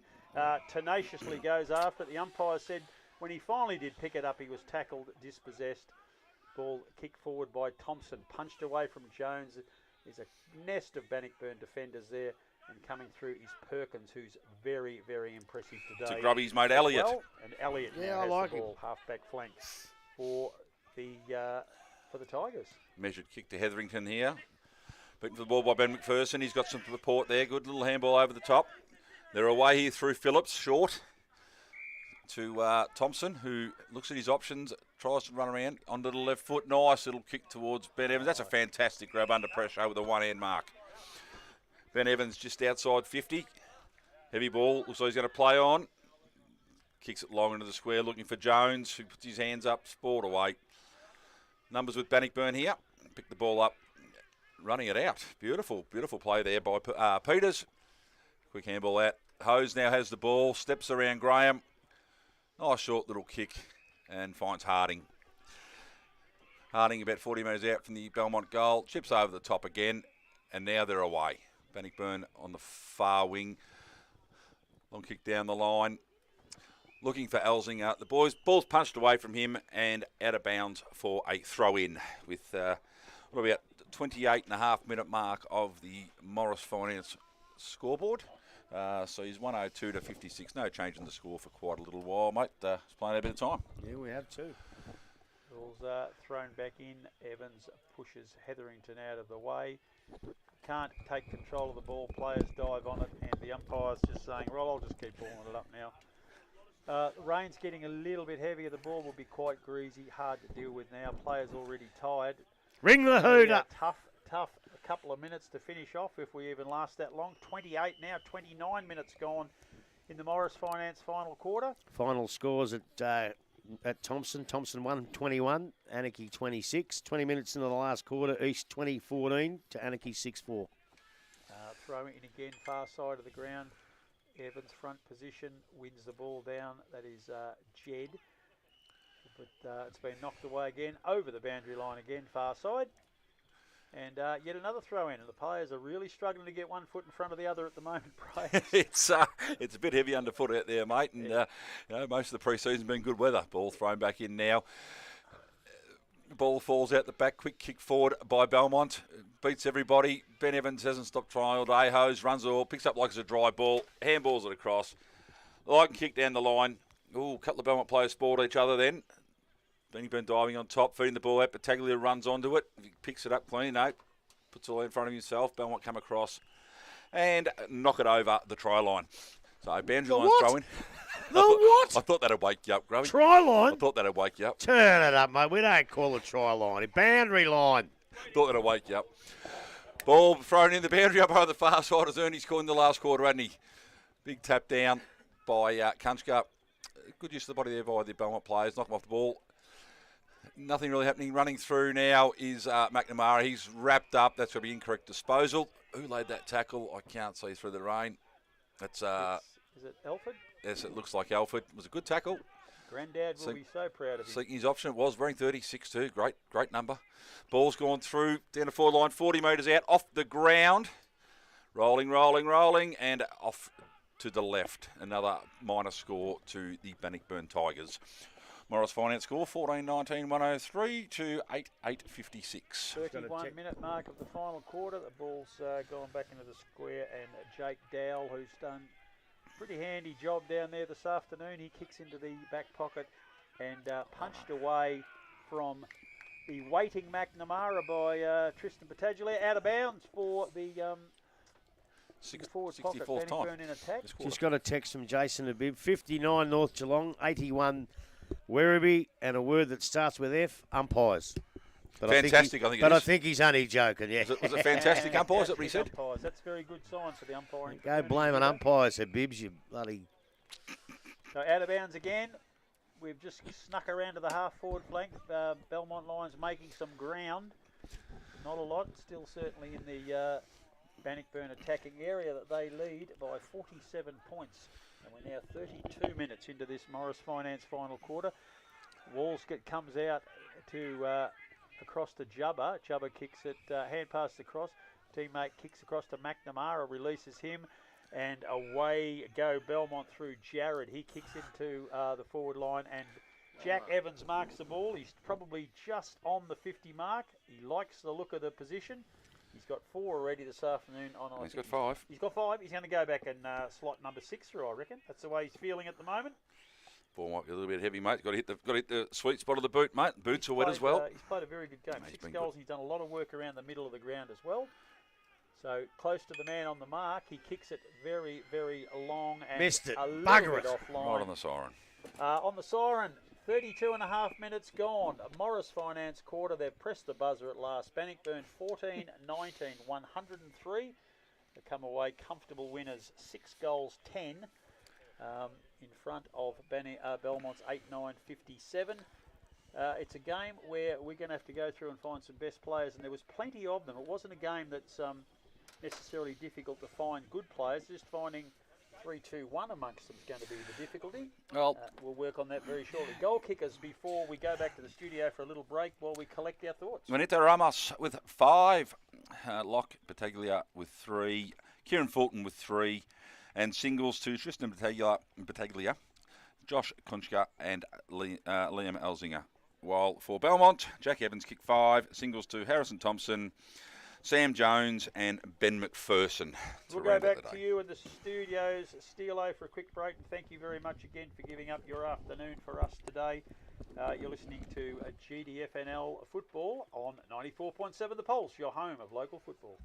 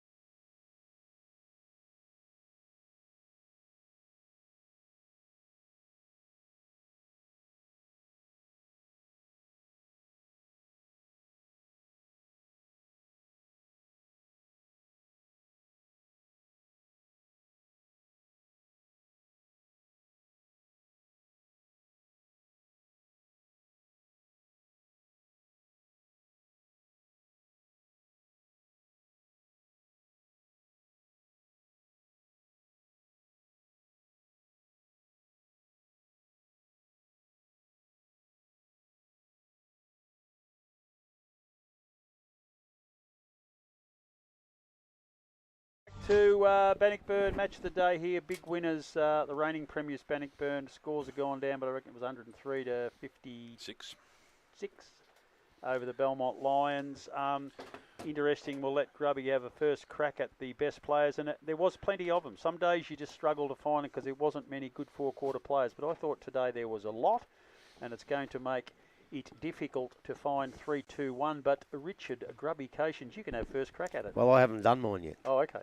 So Mark Brady, maybe you can have first crack. I'll at have first it, crack. You've got them. Yeah, I've got mine. I look, I might be a bit different from everyone else, but I've got what I thought. With apologies to Ryan Perkins, I think was very, very good. Playing on some bigger opponents. Apologies to him. I gave one to Juanito Ramos, kicking 5 goals today. As well, I gave 2 to Jack Evans. I just thought the Evans boys were really, really good, but I think he was the best of them. Again, kicked 5, probably could have kicked 6 or 7. And for me, for the 4 quarters game, I gave my 3 to Hayden Spiller. I thought he was very good. Well, I thought about Ramos's 5 goals, but I also thought about Kieran Fulton's first half in the ruck, and then a second half where he kicked 3 goals, 3, and I gave him 1 vote. Who? Fulton. Kieran Fulton. I gave 2 votes to Jack Evans for 5 goals, and I gave 3 votes to the fella I thought was clearly best on the ground. That was Hayden Spiller. You laughed at me. No, I wasn't laughing. I was laughing because that means I'm thinking the same as you. That scared me. No, I'm out of here. Well, I didn't give him a vote. That's fair enough.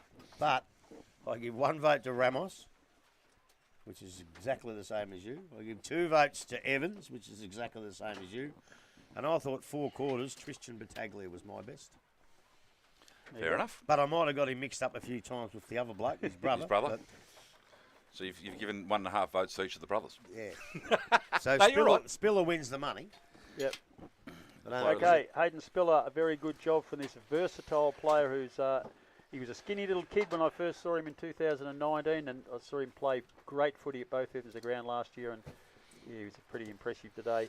And Mr. Brian Coughlin is here with a big grin on his face. He's probably proud of his boys today to a degree, bit worried about the fade out. Now he's lining up waiting to get the 5-4-3-2-1 for the Belmont Lions team. That's been a little more difficult. We may need some more time on that, Cogs, but if you've got a bit of patience. But Grubby, just while you're writing down some notes, the reigning premiers, that they go well enough for you to think that they're definitely going to be a top 3 side, and where did you see Belmont Lions based on their last year to what you saw today? Well, I think Belmont will win the wooden spoon, and that's because Cogsy's standing right in front of me, and he wasn't very happy. Belmont have improved, right, but they haven't improved enough at the moment to tell me that they can make the 5.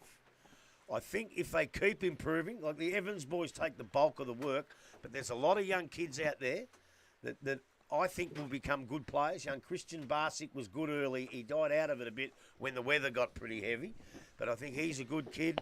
I go through some of Jennings was really, really good.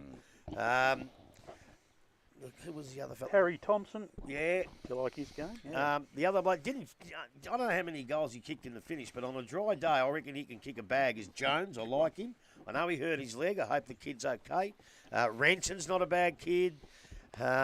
Look, there's a few of them there. McNamara, McPherson. I think they've got a nucleus of a side that I'm not sure can make the 5 at this stage. As a matter of fact, at this stage, I'm going to say no to them. But by geez, I hope I'm wrong and they can play some really good football till the middle and the end of the year to actually, maybe topple a few sides towards the end of the year. But then recruit and come back and improve again the following year. So I think they're in the right spot. I think they're going forward. And I thought it wasn't a bad effort today. They ran out of legs in the finish. A little bit worrying because I think they ran out of legs a little bit last week. So they've got to get that right, but that might come with experience, not just fitness. So, I think I have to give them a pass mark today, even though they didn't win the game. Bannockburn, well, when I mentioned all those players that left, including the great Jackie Broman, and I thought maybe maybe 5th, fighting for 5th. But I just think the way they play the game and their kids are also really, really good. Young Elliott, I wanted to give Elliott a vote, but he just died out a little bit. Hose is a good kid. Elzinger, I think, could be anything if he stays in this league. I think he's good enough to go higher. Young Perkins was fantastic. So I've had a second thought on Bannockburn, and I think if they continue to play like this, they can possibly be contesting for a top 3 spot. Yeah, what I liked about Belmont is they got a game plan that they stuck to, because we saw them in a game last year kick 10 goals to nothing in a quarter and be outscored in the other 3 quarters. And that was their year. They were all over the shop. But I think what they're playing today and the coaches have got them going, I think they're going to be able to put together some consistency. Now, skill-wise, they might fall away in quarters, but it wasn't tenacity. It wasn't a lack of them trying to do the right thing. It wasn't a lack of them following instruction today. It's just that if you've got someone like Kieran Fulton playing like that, it's going to be hard to keep up with at certain times. But that's the thing. They don't have a player of that quality, and that's why I think they're probably just going to tough it out. I agree. There seems to be a system and a structure there in place, and the good sides have it. So when things aren't quite going your way, you fall back to it. But obviously changing coaches in the off-season and trying to get this system in takes time. And you can practice as much as you like on a Tuesday and Thursday night, but once you get out in the game, that's where you've got to see it hold together. And that's probably where learning a new system had cost them today, because I think that's when it fell down a little bit and they got a little panicky, that's when Bannockburn sort of went over the top. Conversely, for me, Grub, I think Bannockburn will be thereabouts, but my concern, and I know it's going to sound funny because I thought the 2 boys today in the ruck were fantastic, that to me is their concern. They had the Cole brothers and that came in and gave them the chop out, which then it means Hetherington can go to centre forward, he can play Fulton at full forward more. Can Hetherington's body hold up for the entire season? What they've got coming through, I don't know. That's my only really concern. They look pretty good. They seem to have covered what they've lost. They've got a lot of good youth out there who, as I said before, 16-year-olds, when I come in, I would have blown over today, whereas these boys are strong and hard at the pill. So I don't think they've lost too much there. I mean, obviously losing Jack Broman is a leadership as much as anything else. They won't cover him. No, they just won't. It's like North Shore losing Nick Dixon. It's the same thing. You lose leadership and a very good player, but they've got good kids coming through who have got something there for us. So I'm just worried. The only thing I'm really worried about for Bannockburn is, have they got a 3rd or 4th ruck option? That's my only concern. No, that's not mine. Mine's actually a second ruckman. Callum Hetherington got away with it here today. Yep. But against your Ren Lovitz and your real good ruckman in the competition, I don't think he's going to. And that means they have to play Kieran Fulton in the ruck a lot more. And Ronnie doesn't want to do that. I'll go the other way, mate. I think that's why they put him in there, because he made Evans chase him round the ground. And he was very good, Hetherington. He made him chase. And blokes like Ren and that, they do float around the ground. If he makes them run, then that's where he can probably be more damaging. He's almost playing as a ruck rover, the old style ruck rover, in the ruck. He's going to get killed in the tap-outs, and if the ball goes to the opposition side, they're going to have to put Kieran Fulton in the ruck and leave him there for a lot longer than what Ronnie does. So, was it Ben Cole, the bigger bloke? Yeah. He was perfect. Yep. Because he could contest against any ruckman in the comp. Had the body. Hetherington's too small to do that on a big scale occasion. As I say, it worked today, but it won't always work, I don't think. They need another bloke. I think Jed Evans is a very good ruckman. Yeah, he is, but he's not overly tall. No. Some of these other blokes are big. Even the bloke at Werribee, 6'9" or 6'8", young Paddy Daly, and he's going to beat him in the tap-outs. He's on stilts, is he? Yeah.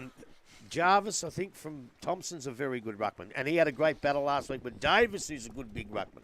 Hetherington's not big enough for those blokes. So, I'd love Ben Cole to come back for one more year and do that for them. But I really do think they need somebody else to do that. Well, that's the other thing. We mentioned half a dozen kids for Bannockburn who did a good job today. But when you're talking about being against the better sides, just listen to these names: Jack Broman, Ben Cole, Josh Cole, Brent Harding, Daniel Ladgrove, Lockie Middleton, Billy Middleton, Billy Ritchie. Yeah, they're all missing from last year's grand you final. forgot Eric. Eric Pearce with the late news, you idiot. I said that this morning. I said that in the first quarter.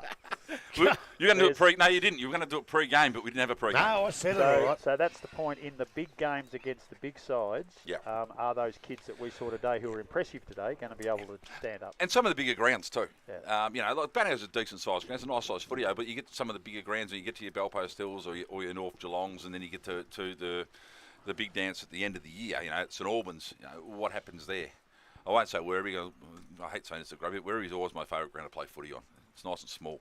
But yeah, it's losing that experience. But then again, because I suppose you've kept Ronnie and he's got Gibbo now, Daniel Gibbs with him as well. So the experience is there to help these young blokes through, and they've had a lot to do with them as they've come through. So they trust their coaching staff. They trust they're going to do the right thing by them. And today I think we've seen that things might work out okay for him. But long season for young blokes playing senior footy. So sometimes the bumps and bruises don't take effect until round 6 or round 7 or round 8. That's right. I don't know what their depth's like. I think the reserves got rolled last week, but won quite convincingly today. So I think they've still got a few in there. I think you made the call sitting down over there before the game, Grubby, is saying you played them for a handful of games, then you put them back to the 18s and just let them, not lose confidence, but just get that feel again, and then they come back in and play their roles. But conversely, they could just run out the whole season without problem. Looking at the kids that can play under 18s that played here today, I'm going to change my theory on that, unless they do get a bit bumped and all that and a bit sore, but they were not out of place, any one of them. Young Elzinger, he was a little bit quiet. I expected a bit more from him, but the things that he did, you can see the kid can play. And Elliott and a few of these blokes, and if they can hold their spot and really want to stay playing senior football, then I can't see any reason why you would put them back to the under 18s, unless they start to get a little bit tired and sore. Give them a spell in the 18s, freshen them up, and bring them back. I think you've got to expect that they're going to have flat patches. Yeah, and you've got to expect that, and you've got to help them through it. If they do, if it goes for 2 or 3 games, then you look at putting them back. But if you're putting them in now, it means you're investing in them for the year. So you've got to give them a crack. Yeah, and the fact that they've got the 2 Battaglia brothers who aren't young. I don't know how old Link Peters' brother is, but I don't think he's a spring chicken. Link might come back into the side. There's an older bloke. So they've got, even Connor Jervis must be, well, how old would he be? Would he be 30? No, he's only 26, 27. God, he's playing since he's 11 then. That's fair enough. But, some of these blokes are getting just a touch older. So the blend of the young kids in there is pretty much perfect. Yeah, and you've got like Robinson who runs through. Even if he has a bad, I think you said, Snick, that he wasn't as effective as normal. But I'd imagine someone like Robbo out there would be guiding these kids, almost like a non-field coach, putting them where to be and I've got no doubt. And where. And so it's a bit like Cooper Cronk a couple of years ago with the broken shoulder, still managed to win a flag by being out there and on the ground coach. And that's what these kids need. Well, and it's happened here at Thompson with. What was his name? The backman that came back at about 38, 39 years old. Oh, come from South Barwon. Wiseman. Yeah, Wiseman. That's what he did at Thompson, and it helped them immensely. You know, but look, I just think Bannockburn, don't ever write them off. Halfway through last year, I said, look, they're playing all right, but I just don't think they got the guns to beat the better sides, and they won their 2nd flag in a row. So I've learnt my lesson. Don't you worry about that. I think they scrap. I think they scrap as well as any side. That's what I think. They scrap as well as any side. You don't see them get blown away. No. Very rarely. Maybe once a year they might have a bit of a blowout, but they scrap as well as any side in the comp. And then they come back well. Yeah. But that keeps them in it. And then as I said, when Belmont's system broke down for 10 minutes, they kicked 4 goals. And that's what's going to happen to Belmont unless they can keep their pressure on for 4 quarters. Little bit worried about their discipline. Hopefully it was just a couple of one-off things that don't happen normally, but I was a little bit worried about it. And I did mention in the call, one of them was the coach. He's, bumped the bloke over a long time after he kicked it with a down-the-ground free kick. I think if a coach wants to discipline from his players, then he's got to be a little bit careful and give the discipline out himself. Yeah. And it's not a criticism. Well, it is a little criticism, I suppose. But it is. Other than that, he played pretty well. The other coach, he struggled a little bit, but I think he's a better player than that. It's not all doom and gloom for Belmont, but I just don't think they've quite got the cattle to make the finals, even at this early stage. No, I think you're right. I think there's a pretty big reliance on the Evans brothers. Oh, no, forget. We didn't give all the... what did you forget? All the final scores. Oh, have we got them? Yeah. While you're looking for them, just winners in the GFL. North Shore lost by over 100 points. Newton have won by 37. South Barwon comfortably over Grovedale. Bell Park also comfortably over St Albans. And Leopold had a struggle but finally got over Lara. Torquay doubled Mottawarri score plus a bit. Anglesea big winners over Newcombe. Ocean Grove over Port Arlington. It looks like Drysdale have won a close one against Queenscliff. Righto. Corio were beaten by almost 100 points. 121 Thompson. Corio 26. North Geelong 59 were defeated at the Keith Barclay Oval by Werribee Centrals 81. Good umpiring, apparently. And yeah, so Hab says. And East 23-16, 154 have really demoralised Corio 6-4-40. I've got to find the other page. Quick, log on, find the other page. Quick. What's that? What are you talking about, mate? And this game, we did this one, mate. So there's only 4 games. There's 2 games tonight. Hey. How cold's it going to be at Winch tonight? No, I'm not worried about that. Won't be any colder than it will be at West, will it? Before we go, right? Yes. Thank you very, very much to Morris Finance, the best in the business. Buckley's, go there for tea one night, Buckley's. You'll be pleasantly surprised. Lifeline. Jeez, I wish I knew what Lifeline was. I can't Jason say. Doherty works there. Does he? Lifeline is a Lifeline's mental health support service. Right, Yes. I thought that, but I just wasn't sure. So that's something that's very, very, very important Fantastic in a organisation. lot of people's lives. So thank you very much for sponsoring us, and thanks Lifeline for putting up with an idiot like Jason Doherty. Corio Bay Healthcare, they're the best in the business. We've got a lot of best in the businesses here. But Corio Bay Healthcare, Fairhaven Homes, and as I said, I've been in the trade for 37 years, and there's none better than Fairhaven Homes because they care. The Hotham Hotel, that's where, who won it? Hayden Spiller will be going for a magnificent meal. Thanks, Maury and the boys, the Yards Hotel, and the Com the Fiend, and thanks for all the other sponsors that look after the GDFL. Right, one more job. Next round, we have the Anzac Day game between Bannockburn and Inverleigh, which will be here, and will certainly be here on that day, on the Tuesday. But before that, there's another round, and there's 2 standout games, and I'm thinking that the Belpost Hill versus Werribee game might be the GDFL Pulse FM match of the day. If it's not Corio hosting Winchelsea, Grubby, what do you think? How many games is there? There's 5 games. East play North, Geelong West play Anarchy, Belmont host Thompson, Corio host Winchelsea, and the other, I reckon the big game is Belpost Hill will host Werribee. And Belmont to me, that looks like the match of the game. Belmont Thompson always, they play for the Mark Lomas Cup, and it's always a cracker, but I reckon that Belpost Hill. I'm emceeing a wedding next week, so I'm not here. Well, you're getting the arse anyway. Smithy's back. Is he? I don't know. He's got 2 knees. It's a fair chance someone might go. I tell you, it's another one where I'd love to see some of the results of tonight, to decide. I'm not sure Werribee's ready for a side like Belpost Hill just yet. Hey, they've done nothing wrong. No, who? Werribee. Well, they got beat. They won today. And they got beat last week. They won today. Belpost Hill, I'd love to see what they did at Winch tonight. Well, they were 2 points short of the Bannockburn side you saw today, and they were comfortable winners over North Geelong, and they've got a trip. Is it at the Duck Pond or it's at Myers, is it? I think, what do they call it? Quest Oval. At the Duck Pond, they have half a chance. Up there, well, I don't think they've won there since about 1978. It's just busing. We weren't even in the league then. Do you not want to watch them? Oh, you go wherever you want, but you try to get the closest game, and we haven't seen those 2, so that's fair enough, but I'm just not sure they're ready for that. That's the closest of them, I think, of the other. So Belpost Hill versus Werribee will be the GDFL match of the day next Saturday on Pulse FM, and of course we'll be with you here at Dale's coming. Dale's coming. On Anzac Day, and we saw a couple of ripper games the last 2 Anzac Days between these 2 clubs, and I'm sure there'll be another one next week. The rivalry is at fever pitch between Bannockburn and Inverleigh. That'll be Tuesday week. All right, Steelo, no worries, mate. See you later, buddy. Elvis is tuning up. He's only 4 minutes away. Steelo, thanks again for your support today. This has been the GDFL Match of the Day on Pulse FM, your home of local football.